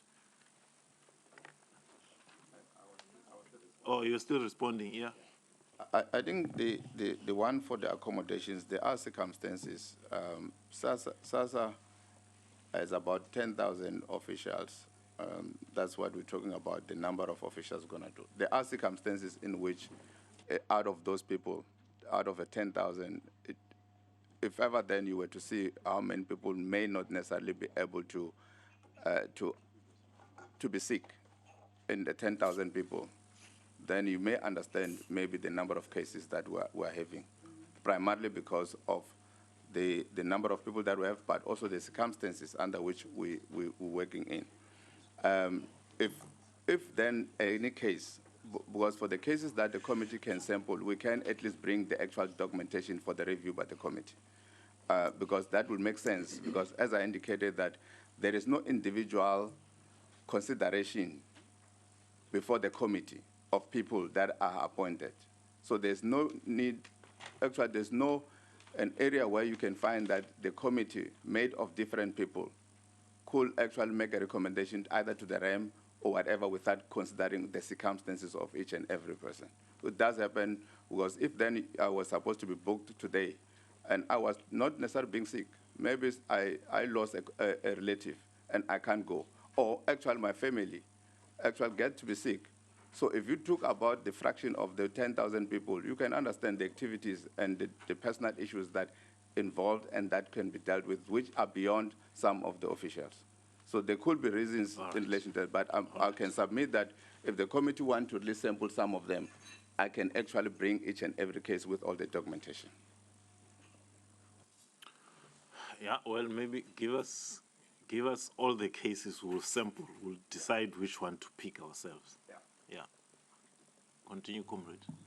Now, Chairperson, if you can indicate as such on each and every case, because some cases here have got huge sums of money. A person they wrote off 84,889, and there is no explanation for it. And then we must assume a person was sick or there was a family responsibility of some sort. We need to be taken into confidence as to this is the reason why we wrote off so much money. Even if it was R1, by the way, a person who has a traffic fine, they must be responsible for their own traffic fines. They cannot drive carelessly and then the next thing the department must pay for their traffic fines. You are not a morgue. You are not rushing with a corpse to the funeral. Or you are not ambulance. You are not ambulances. You are not rushing to accident scenes. So I do not foresee why would they be driving recklessly to a point where they get traffic fines. It might be interesting to find whether it was not Chauke himself who incurred these traffic fines and then he cancels them, or part of the top management. And that could be the case, sir. Okay, Chairperson, my next question is with the presentation on page 8, you have 2 lines that are written in red where you are saying we must note well. There is a 3.5 million under investigation, which relates to the VIP protection, which this chairperson has indicated on it earlier on. And as per your promise that you would have dealt with this matter by the 31st of March, but to date it's still not being dealt with. Now we want to know, why is this money still there and why hasn't it been paid back by the people that were supposed to pay it back? Because if Auditor General says this is fruitless and wasteful expenditure, they've got enough reasons, because you are the ones that are providing them with documentation, evidence, and everything. And therefore, they find it to be fruitless and wasteful expenditure on the grounds that you have provided to them yourselves. Who is responsible for this money and who must pay it back? But by the way, this came from SASSA, which to protect officials from the department. We start there.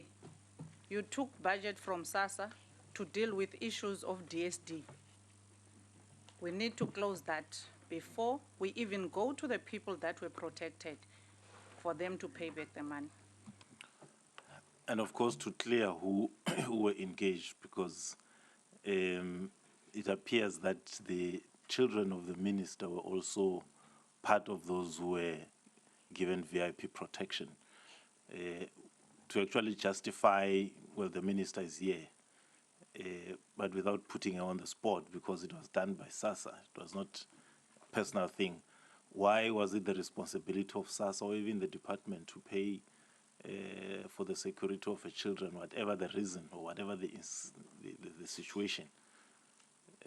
Because that has to be justified, confirmed, before we even say whether it was SASSA or the department.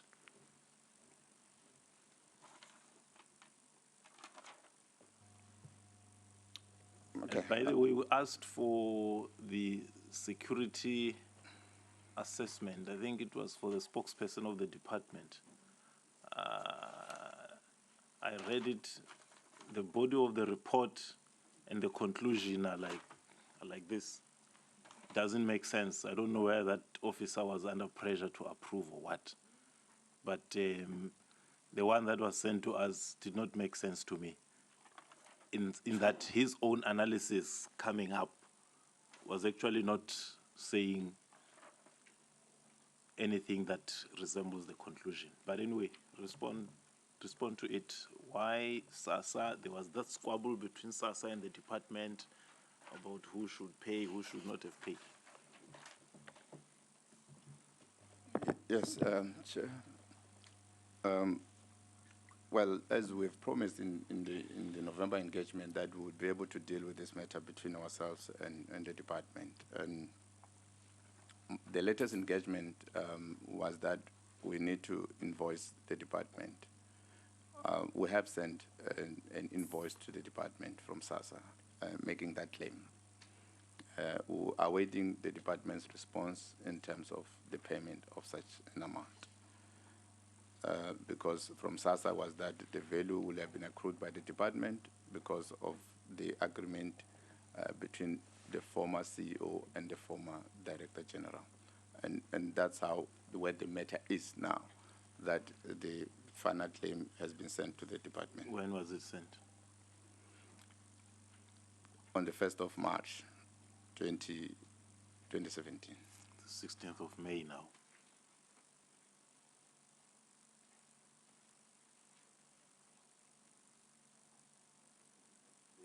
The other matter, I think I could ask the CEO to help me out. Yeah. I thought that from the time that we got to know about this and up until now, what's the difficulty of the two offices to meet and resolve the matter? I don't hear what he's saying. That's simple as like that. CEO? Thank you so much, Honorable Chair. The second one, I have decided to appoint an investigator to look into this thing, and the person is still investigating as what really happened on that particular day. I heard the minister in the meeting here last time saying that she was called into Pretoria to go and answer, to a meeting with the president. But when I started investigating here around the Western Cape, I think this thing happened in Platinum. Wait, Comrade Mente? No, she's talking about the 3.5 million of VIP protection. Oh, on the 3.5 million, there was a meeting that has taken place between the former DG, Mr. Dango, and us. He had promised that the matter was going to be finalized, so we've been waiting for that matter right now. But there's an acting DG, and we discussed it this morning when asking the same question that we were going to be asked this question today. She said that Mr. Dango did not hand over anything to her. Then I've asked the CFO to really look into the matter and give her the issues because we need to finalize these things. When did she start acting? When did you start acting?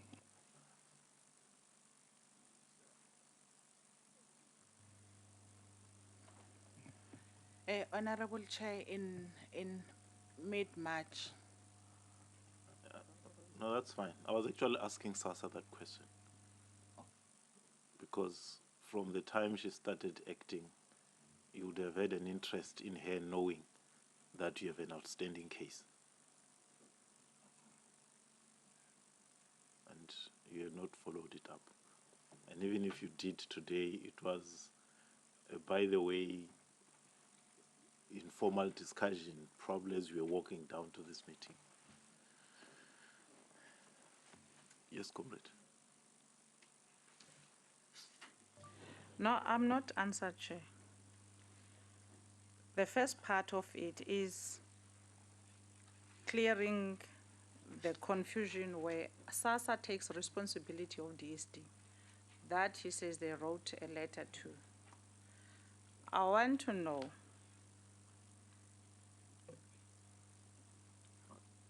the VIP protection itself. Was it a necessary action to take? What informed it? As the chairperson you have said earlier on, that the report you received was not making any sense in terms of informing such action to be taken, that people must be protected And to make it worse, a department protects the children of the minister, and then the officials of the department. And we cannot be provided with a report informing such a decision. And to protect people that are not part and parcel of the department as well, like the children of the minister. That's where I want an answer. And if that money has been spent in vain, like it is a definition of fruitless and wasteful expenditure, it has to be paid. So who is paying it? When is it being paid? You were with us on the 23rd of November last day. Today is the 16th of May. 6 months down the line, there's still no finalization of this case. Who must pay and when are they paying?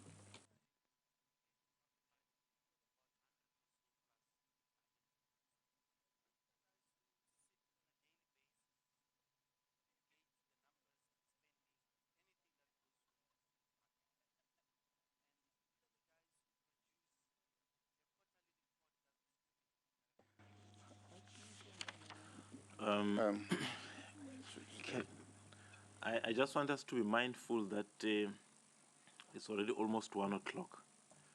The food that you saw coming in is not our lunch, it's for another meeting. We still have to, unless if Magwaza came with some food parcels, well, we can.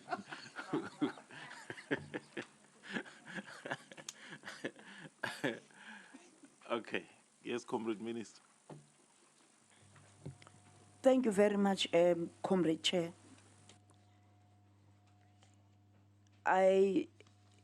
Oh, ukol, ukudla kwethu. All right, continue, Comrade.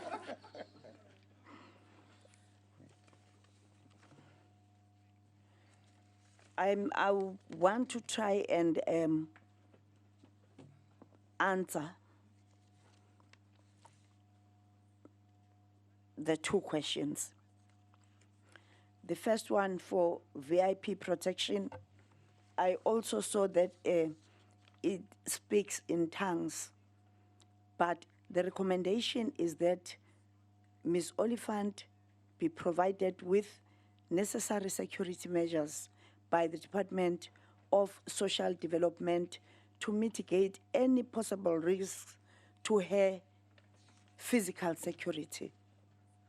It is further recommended that the allegations of corruption against the principal be dealt with swiftly by your department in order to alleviate risk profile of the principal. But the police, this is the report of the police to the Director General of Social Development. Secondly, which only entails Ms. Oliphant's security concerns and nobody else.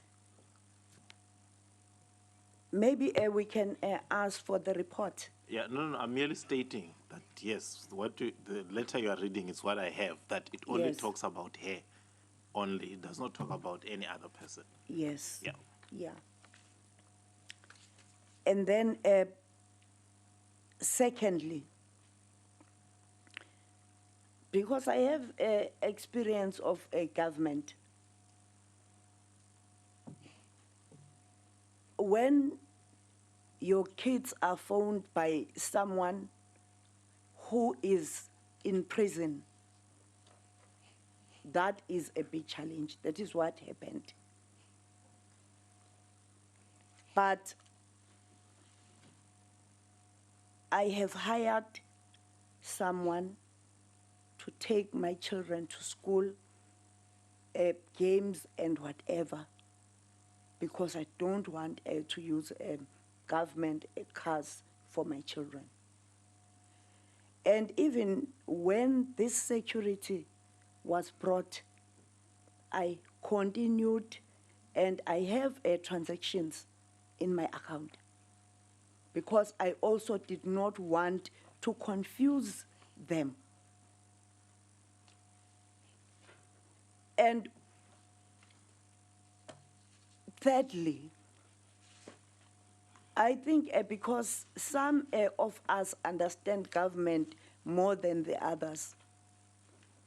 Even the former DG had a challenge, but they made an arrangement with DG Pagat that he was going to use in-house security. That is the security of the department. That is why his is not appearing here. And during that period, there were 3 burglaries where I stayed. Last time, we had to leave because they removed windows when there are police guards in the area. So I thought I should highlight that because, but also one other thing that happened. So, Comrade Minister, am I hearing you well to be saying that the protection of Abantwan was done by a private security that you hired and not by SASSA, or it was in addition to what SASSA was providing? No. I said I've hired someone to take my kids to school, games, study, ensure that they pass exams. No, I hear that. I think, Yes. I think my question is, because I never hired my own security. I was coming to that. Oh, okay. There was an agreement because Mr. Pagade was there. Mr. Dango was there. That because government processes take a long period, they are going to provisionally provide security.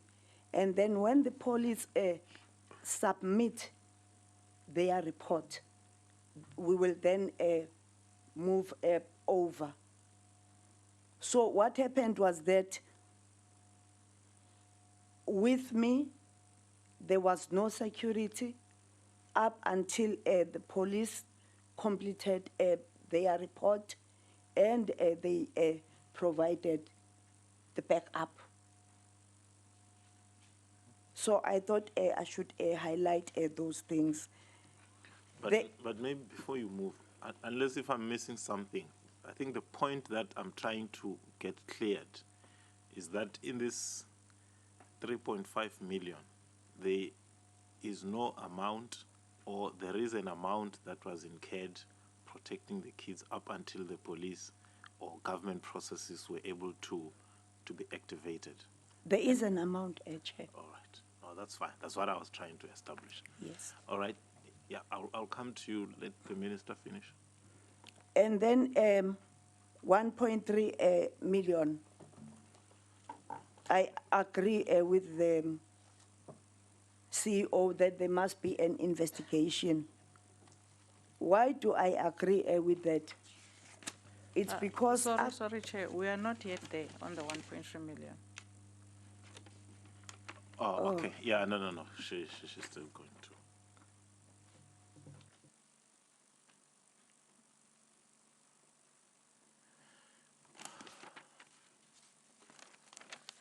All right. How far do you still have to go? I'm trying to manage time. Remember, 2 o'clock. It's budget votes. No, it's just I think 2 or 3 questions left. Great. Just a follow-up to the minister on this one. Minister, you are saying you hired someone to take care of your kids. Was that at your expense, or is it the people that came from the department? The au pair is at my expense. Okay, I get you. So when the security that were coming from the department arrived, at your house to be an additional security to your children, did you inform the department that what you are doing is irregular? Because according to the scope of the department, you are not the member in the department, you are a cabinet minister. So your protection is on SAPS, should come from the SAPS, not from the department. Did you inform them that they shouldn't do what they are doing, or you took over the security and then they worked with whoever was working for you?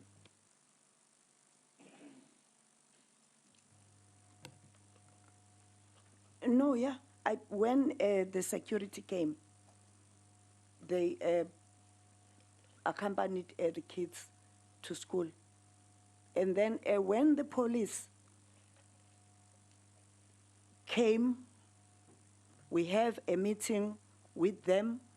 They explained the process. And then we had to fold up that security. Now, what I want to know, Minister, is that you know fully well that your protection is under SAPS. So any danger or threat that's against you, you inform the SAPS to then charge their responsibilities. Now, you are provided a private security by the department, and then in your position, you know fully well that it's not supposed to be the case. Did you inform them that take your securities, I do not need them? Or did you accept the fact that the securities are at your house and utilize them, knowing fully well that the department is going to pay for them, which they are not supposed to do?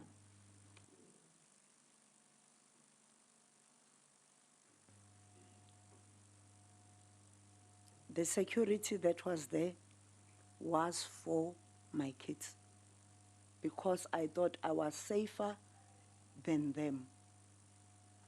So they never provided services to me.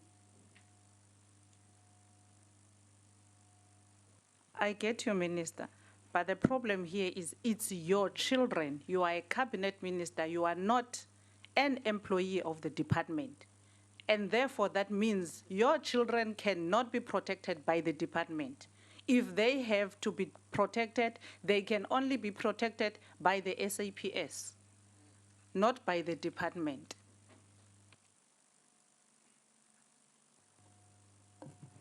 Chairperson, I think all of us, more particularly women, when a threat comes to your children, you actually think they need more protection than you, and that is what happened to me.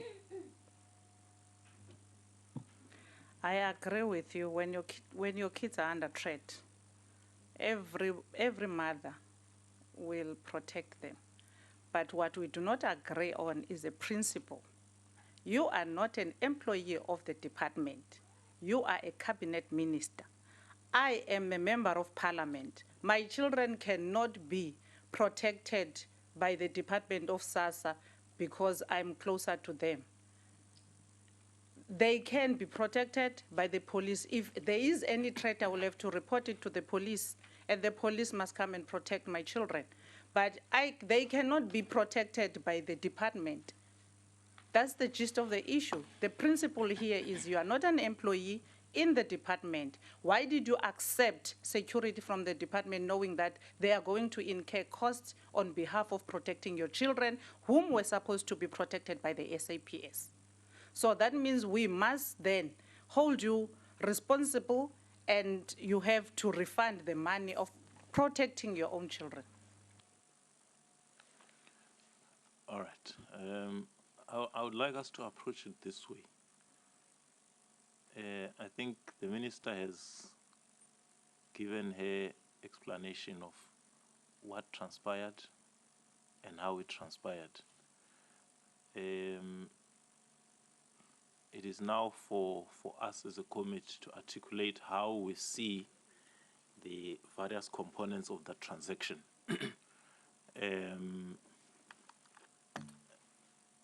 And it is well and good that the kids are finally safe, however it happened.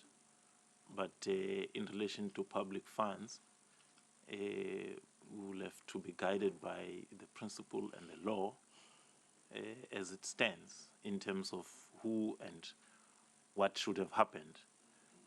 And I think having had the explanation, we will be able to pronounce ourselves much, much clearer. Yes, comrade. Yes. You see the problem, I hear what you are saying. I hear what the minister is saying. You see. The question that keeps on haunting is the question of how did the Auditor General come in to this particular environment? I accept what the minister says, it's her children. But the part that brings SCOPA in is because it was brought to the attention of SCOPA. So both sides would have then to either we accept what the minister is saying and we go back to the Auditor General, because that's where Parliament ends and starts. We are handling a report provided by the Auditor General. Now today we have received the response from the ministry. Can't we write it down and go back to the Auditor General and says, we are hearing, because what the ministry is saying is that part of the problem is the system of governance, that they are a little bit slow. And she felt at that moment that her children are threatened. Can't we then go back to the Auditor General and provide the reasoning that is being put in front of us without yet arriving at the decision of what is happening? I agree with you that it's either it calls upon us to reinvestigate the matter as to verify the information that has been provided between all the partners before we come to a decision. All right. No, comrade. I think the explanation of the minister merely puts context. If Chauke takes SASSA money and buy food because his family is starving, does not justify, does not make it right. We understand you saved your family from starvation, but you should not have used that money. So the Auditor General saw a transaction and found this is not in order. But it's a composite transaction that involves a number of people. The minister explained her part, that this is what happened. And whilst understanding the rationale, it does not change the law. The law remains the law. So that is how I would want, unless if the Auditor General would want to have something to say on the matter, but yeah. Chairperson, no, I agree with your assessment. Yeah, then start talking after agreeing with me so that we can understand. Chairperson, it's how you've articulated it that during the audit process. On a point of order, Chairperson, can the Auditor General speak to the matter itself, because it's in front of us. And No, that's what is true. No, that's what is true. Yeah, let him not play. I mean, no, that's what let he's him doing put the now. point clearly. What is exactly happened? How did the information? Yes, that's what he's saying. So, Honourable Chairperson, during the audit process, we apply the laws and regulations, and if we found at that particular time that this particular transaction did not fit within the requirements of the law, what is allowed in terms of the law, we would then raise an audit finding on that particular matter, which management then's got a time to give comment to. So we went through that process, and that is how this finding found itself. And in fact, management has disclosed it as fruitless and wasteful expenditure in the financial statement. Then the PFMA requires the processes to follow, that it be further investigated and determined if anyone specifically can be held accountable. And that is the process that we followed. All right. No, that's fine. So you and management are in agreement on the finding. Yeah. All right. No, that's fine. Yes, comrade. Chair, there's something that I'm disagreeing with here on the process. If we have to look into a process of an office getting security, paying security, compared to the process of picking up a cell phone, call the national commissioner of the police. You are a minister, you tell them, this is the situation with my children and everything. They send a provincial commissioner to come to your house and assess the situation and send the police right there and then. That process, as compared to an office calling and checking security companies around, takes more than like 2 days, as compared to picking up a phone, which will take like 10 minutes, and a provincial commissioner coming to your house and check your children. I do not buy this story. No, that's fine. I think I don't want us to and fro around it. We've had the explanation. That's fine. It's for us to make a determination, a decision in terms of how we write our resolution. And my personal line is that we have heard what happened. And that does not change the law, but at least you understand what happened, what actually transpired. Comrade Boy and Hlengwa, we are Chair. at...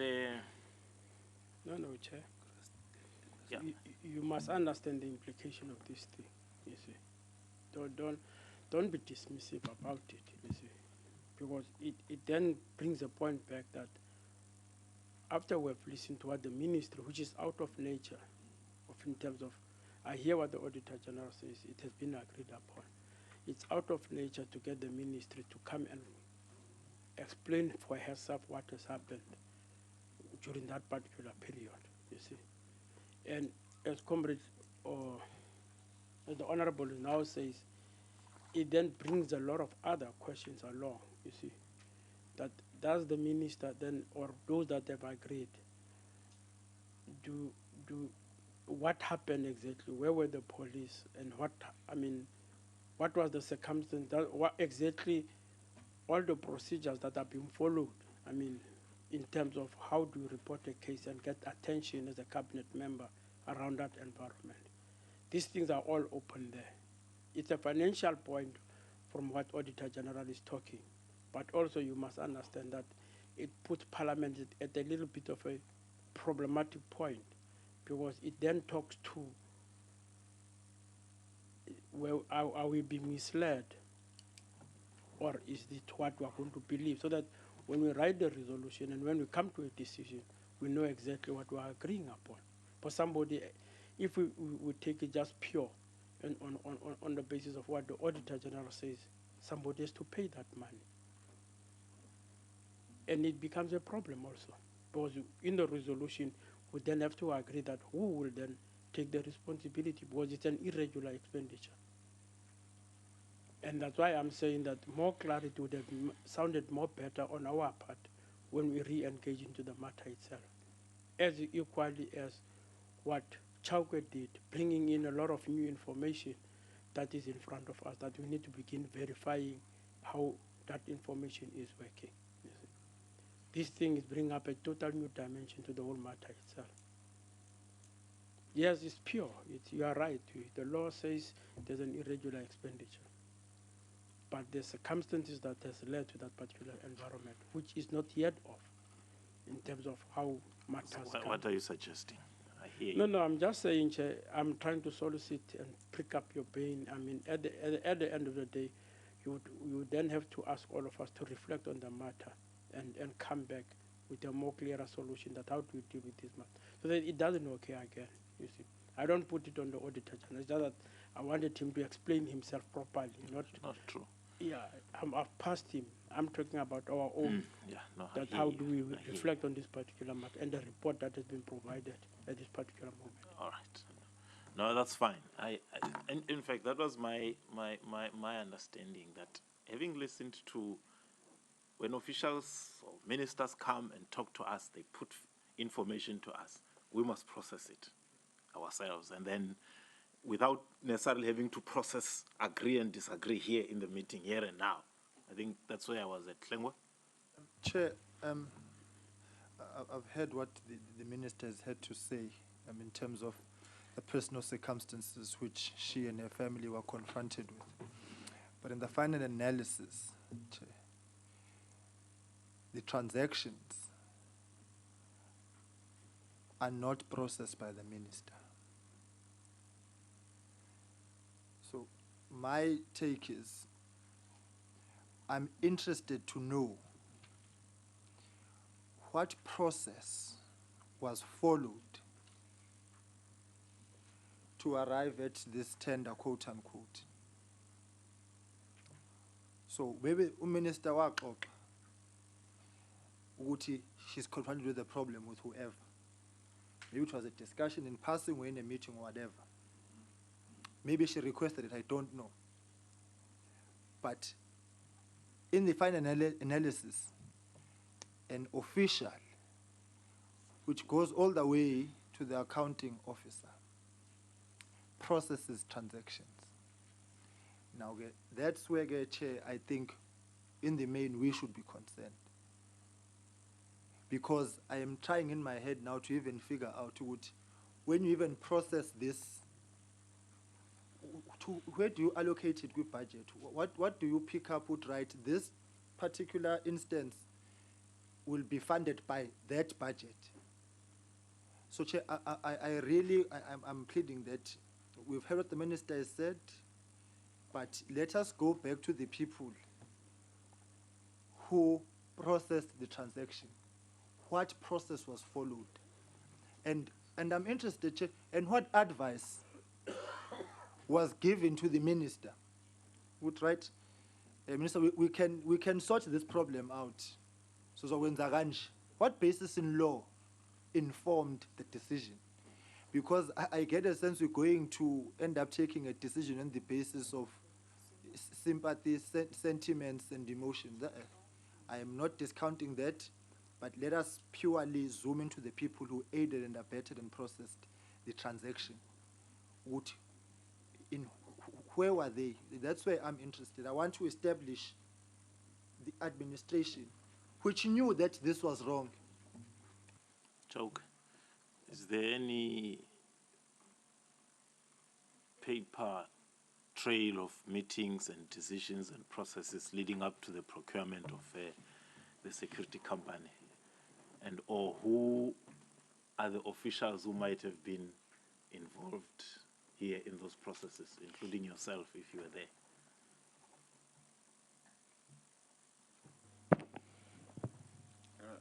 Honorable Chair, I was not there at the time. However, what I did was to try and find out the circumstances and the documentation that one could find in relation to that. The decisions were taken at the level of an accounting authority. We're not very privy of the details in the process that was followed, but yes, I do have a submission that the accounting authority approved that such be provided. And that's all the documents that were done, and subsequently went to the BAC for noting in other instances. For noting? Yeah. Noting.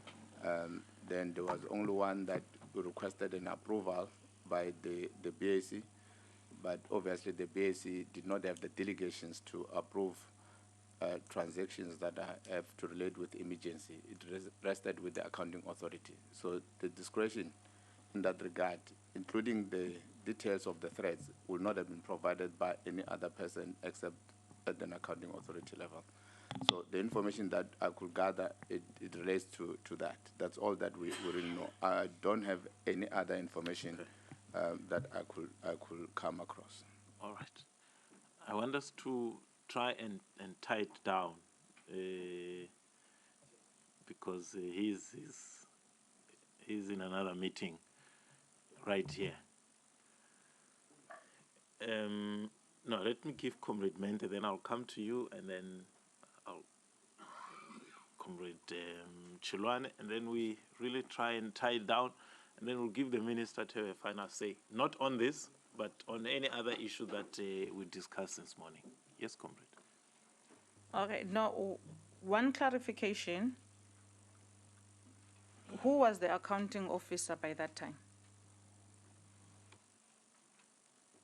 Dr. Virginia Peterson. Then we'll deal with Dr. Peterson because she spends the money of the department based on friends, on sympathy and whatsoever. How we sympathize with the children of the minister. No mother wants their children to go through any pain. But this one is public purse. Okay, the next one then, Chairperson, is the 1.3 million, which is the Mikonzo, which was cancelled. Now, we have received the explanation on the Mikonzo in November already. That time, the CEO was still new in the department, and then also promised to go back and deal with the issue of the Mikonzo. Now we want to know, when are we getting back the money of the Mikonzo? Because the Mikonzo was just casually cancelled and money was spent. No one is responsible for it. No one wants to be responsible for it. When are we getting it back? All right. Just note it, Lengwa. I want us to tie it down. Yes, No, Chair, I actually am aiming at trying to tie it down. I get a sense, Chair, that we will be unable to arrive at what I call genuine conclusions in the absence of the explanations of the person responsible at the time. So I know that we've spoken, and even here we've impressed that next week we've got its resolutions day. I want to propose, Chair, that we actually park the issues of SASSA and request you to again try and get, if not subpoena, Dr. Peterson here. Because some of the transactions here, we must tread very carefully, because they have the potential to set precedents. And we need to guard and avoid setting precedents which is outside PFMA, MFMA, MFMA where necessary, treasury regulations and so on. So, Chair, my proposal is that having heard what has been said here, I impress on you, Chair, that let us go back to the resolution, and that before we conclude on the matters of SASSA, that Dr. Peterson comes here to explain her deviations. But I still believe, Chair, we may run the risk of just scratching the surface and actually not getting to root cause, to what caused these rogue and reckless decisions if we don't get her here. Not for her to come and defend herself. I'm not opening a court case for her, but an explanation of the circumstances which informed her decisions, so that we may be able to make an informed decision. That's fine. Comrade Boy, then Ross, and then Comrade. Yeah. No, Chairperson, you see, the Auditor General says the sign-off was done between themselves and officials in the department. Now, you see, Chairperson, why you are agreeing is that Parliament in itself can't deviate from the law. You see that thing? We need to be able to be guided. It's correct to say that when we set this precedent, we would have to continue with. We're dealing with people who are in the executive, who've got families. But it's not in the PFMA. It's not there in the relationship with the Auditor General and departments. If we want to be good as parliamentarians, can we solicit a better way of dealing with the matter so that that precedent doesn't stick, because it's unlawful, it doesn't have the law within it. Unless we are saying whoever the presiding officer, the official that was responsible at that moment, will come and show us the law that she used to introduce this matter into the whole process of accounting. The point is that these things might, when they come back again, Chairperson, SCOPA must not be seen to have set a precedent or have ignored what was unlawful and suddenly jumps and wanted just to get the money. You'll be taken to court. And the court, even the Constitutional Court, can then easily say that Parliament was out of order. That's all I'm soliciting, that our path must not be a path of also being unlawful. Let us be guided by the law. And because it's not there, it's not even in the regulations of Treasury, which I would have thought that at that time between Treasury and them, they're supposed to have given us a guide of how to handle such a matter, you see, rather than pushing the matter through and it comes to the Auditor General. I would have just wanted, I want in the law, within all the systems, that what laws were used to process this particular matter, and for us to, as Parliament, find ourselves where we are. So I agree with Honorable Shewa. Pack it, and we have to deal with it and get more information from both of all those officials that has made this matter to be where it is today. All right. Ross? Thank you, Chairperson. Just very You'll be shortly, the last I would be interested to know whether Treasury perhaps... All right, wait, Ross. Okay. Comrade Shilwane? I'm supposed to have gone to her. Chairperson, every time I must protest to be given an opportunity. Chair, I'm not going to talk on what Honorable Boy has said. He has just taken the words from my mouth. But I wanted to go back to the issue of the progress on implementation. This page, what do you call it, by the way? This additional information. All right, let's just call it additional information. It's a follow-up question. No, continue, comrade. Oh.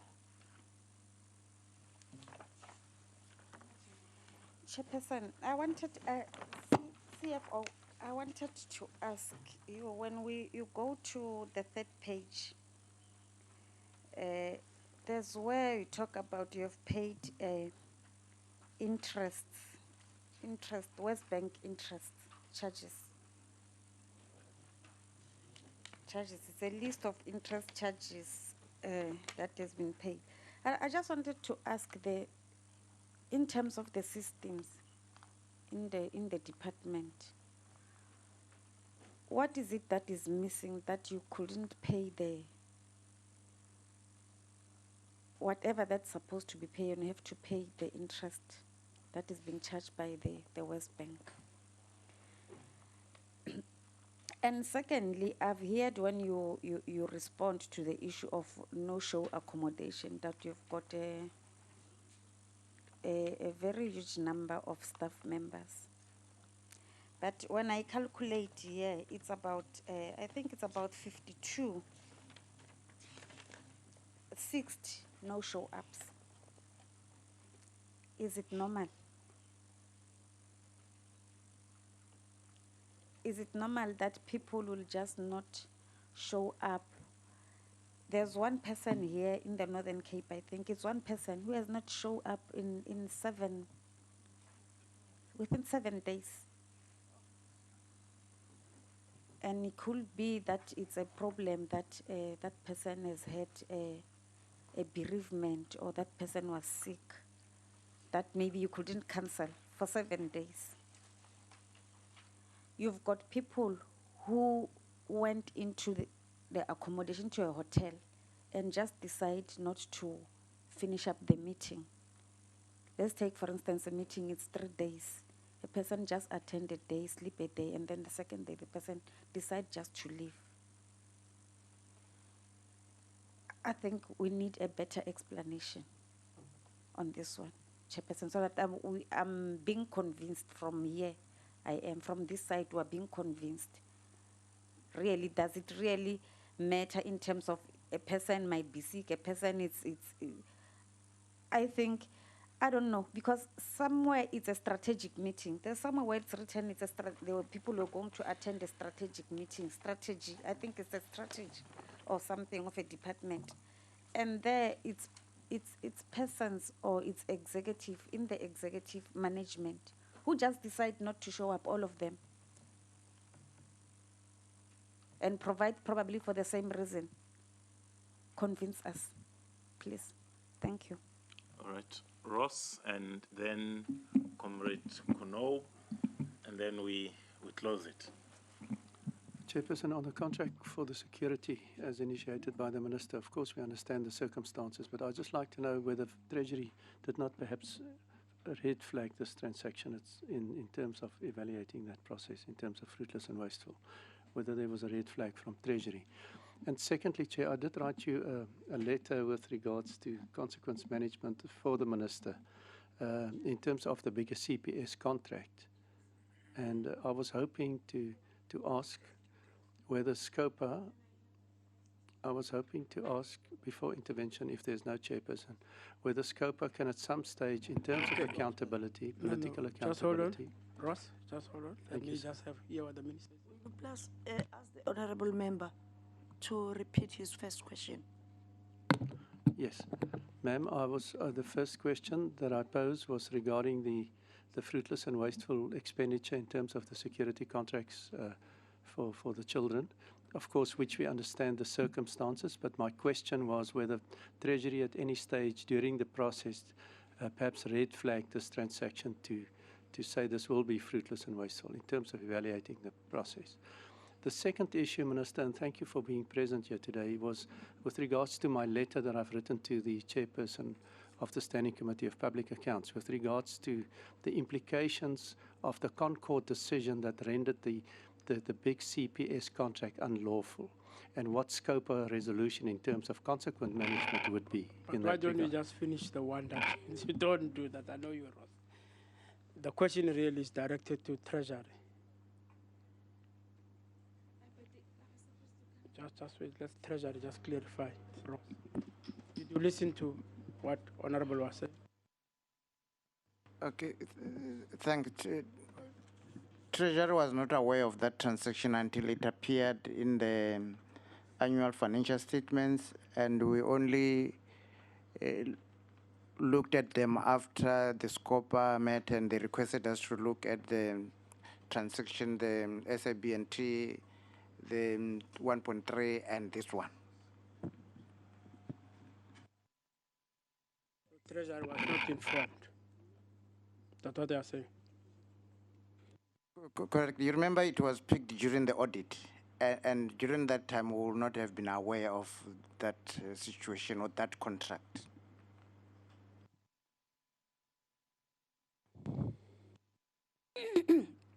Thank you, Chairperson.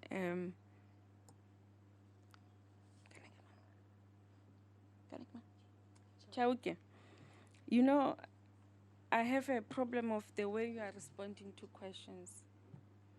And I'm telling you now that the officials of social development or SASSA, they are listening to this debate now. And they are going to keep on dragging their feet to make sure that they do what they're supposed to be doing. The question of supply chain management compliance and how much it has costed the department, it's really something that you should be standing out and you know, putting your foot down, Linda Temagwaza as the CEO. You know, the 803,000, 1.4 million, 3.9, 1.2 million. This was all because the SCM processes were not complied to. And it's costing government a lot of money. The question of leases being approved and, you know, approved before the proper processes have to take place. The question of lease being have expired, and it's a lot of money. We're talking about 250,000. We're talking about a lot of money that has been lost because of this. And I see you not taking it serious. You know, if you come here being defensive, we are listening, all of us are good listeners, and we will come and ask you the same questions again next year. When you deny those your replies, we'll be reminding you of the way you responded to those questions.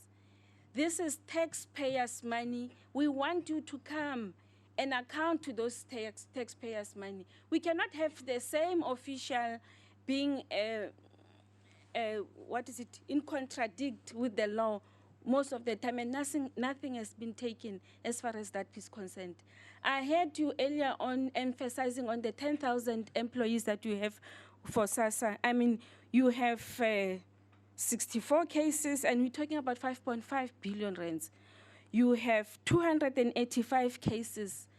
I mean, I think most 50% of the employees of SASSA are in contravene with the law.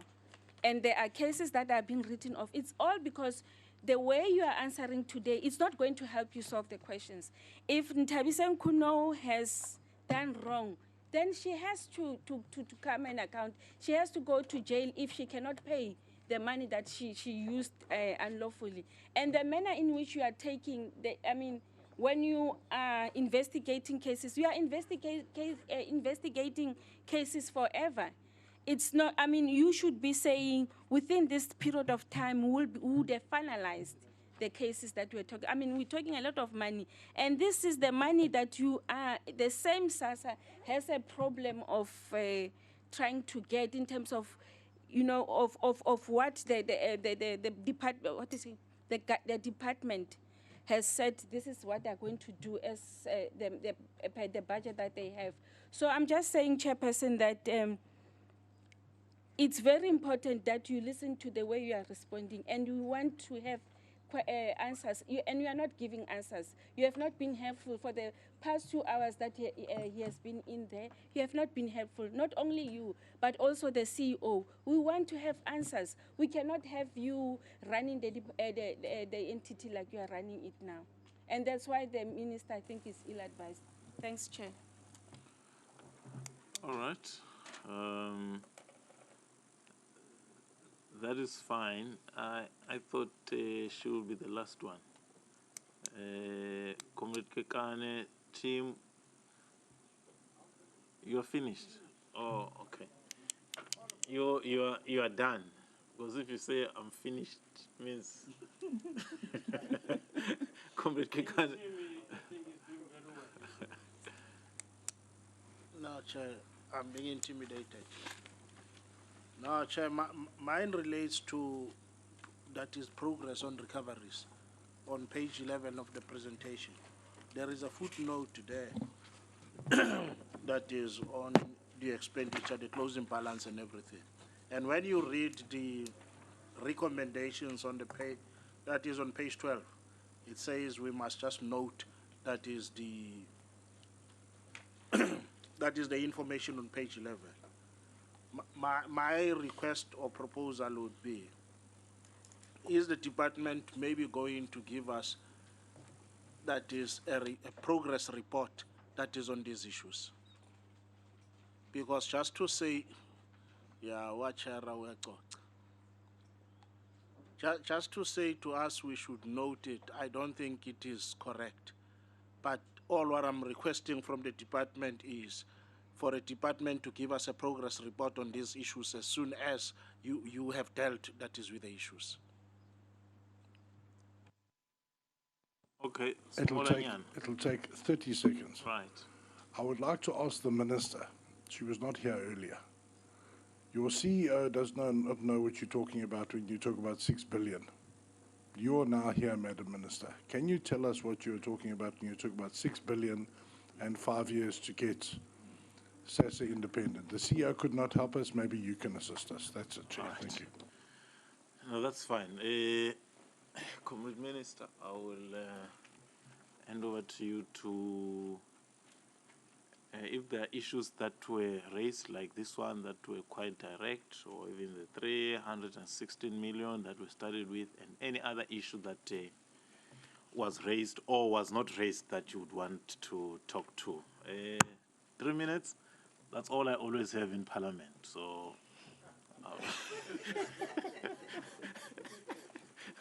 That's all I always have in Parliament, 3 minutes. Okay. Thank you very much, Chairperson.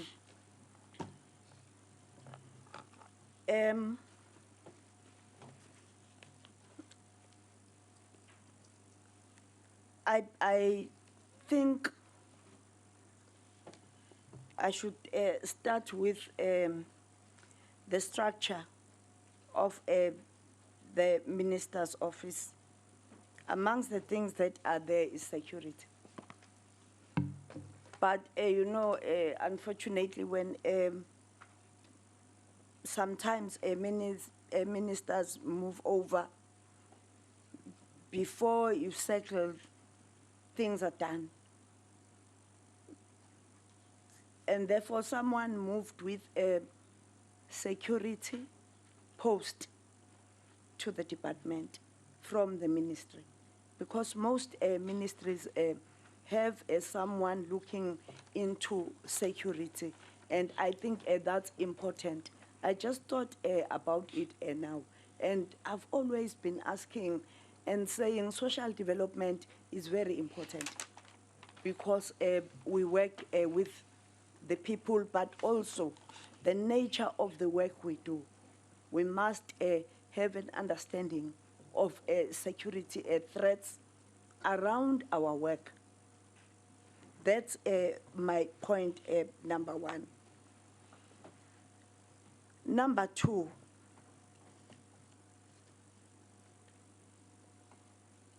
the issue of 6 billion, I really feel it's unfair, because we are asked a question and we make an estimation out of the work that we have done, and we say clearly that this is going to stretch over a period of 5 years. It was very clear.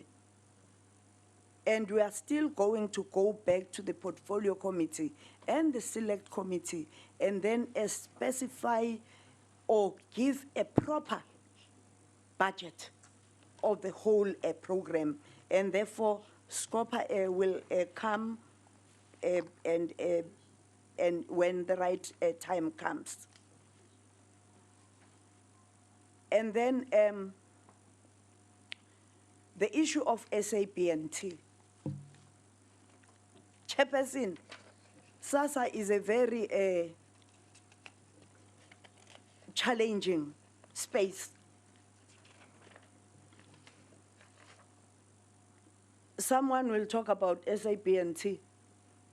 Someone will talk about the change of guard at SASSA head office without the information of the senior leadership there. And my problem is that if you are honest and want to fight crime and corruption, you must give account of everything that is happening in that department. Someone will hold workshops with secretaries, and after the meeting, give them wine and vouchers to buy TVs and fridges and everything. And those things are not raised. And we have raised in a number of times that we have enjoyed our relationship with the Office of the Auditor General. But they must try and tread carefully if there is contestation between the officials in the department, and try and be balanced. I don't want to start from scratch about what happened about SABC. What I know is that when I received a report from the Accountant General, I wrote a letter to say they must be terminated. Number two, the people that were implicated challenged the report. Number three, the issue of security comes in when, if we can follow the events, comes in when we had just received a letter from the Accountant General saying that actually SABC was competing with a so and so, so and so, so and so. So it was not true that some of these companies that were there did not qualify. And this is exactly what happened with the security tender. You see the list, and you see security companies, and the report of the local inspection. I hope it is still there. It says that these companies cannot perform this duty. And then it brings in other companies. And then I say, look, I don't want us to be faced with what happened with SABC, because big companies did not win the bid. And now we are in trouble. Let's start from scratch with this one. But also I raised in one of the meetings that what was disappointing was that some of the people that tendered here, one of them resides here in the Western Cape, came to me to say, Minister, will you allow this to go through? Because if it does not go through, the Treasury is going to say, you must have a new tender that is going to run for 6 months. And that was exactly what happened. And you want to trust the Treasury at all given times when you work with them. I'm not saying I don't trust them, but I was shocked by that, how someone just comes in to tell me that this is what the Treasury is going to do, and it happens exactly that way. A trifecta chairperson is quite a difficult area, because most of us were not here. And even when we came in, the case was already on. It happened long ago. And some of the people that were involved here have passed on.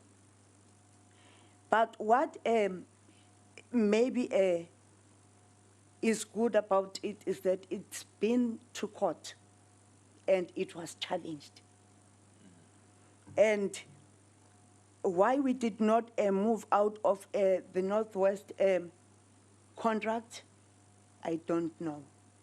And I hope, okay, not I hope, Mr. Chauke is doing his best here.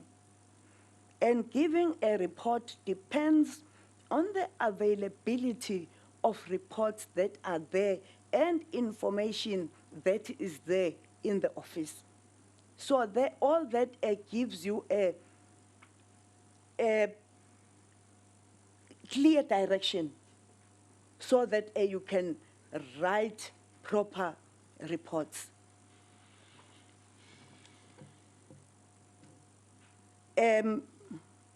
Re-registration of grants.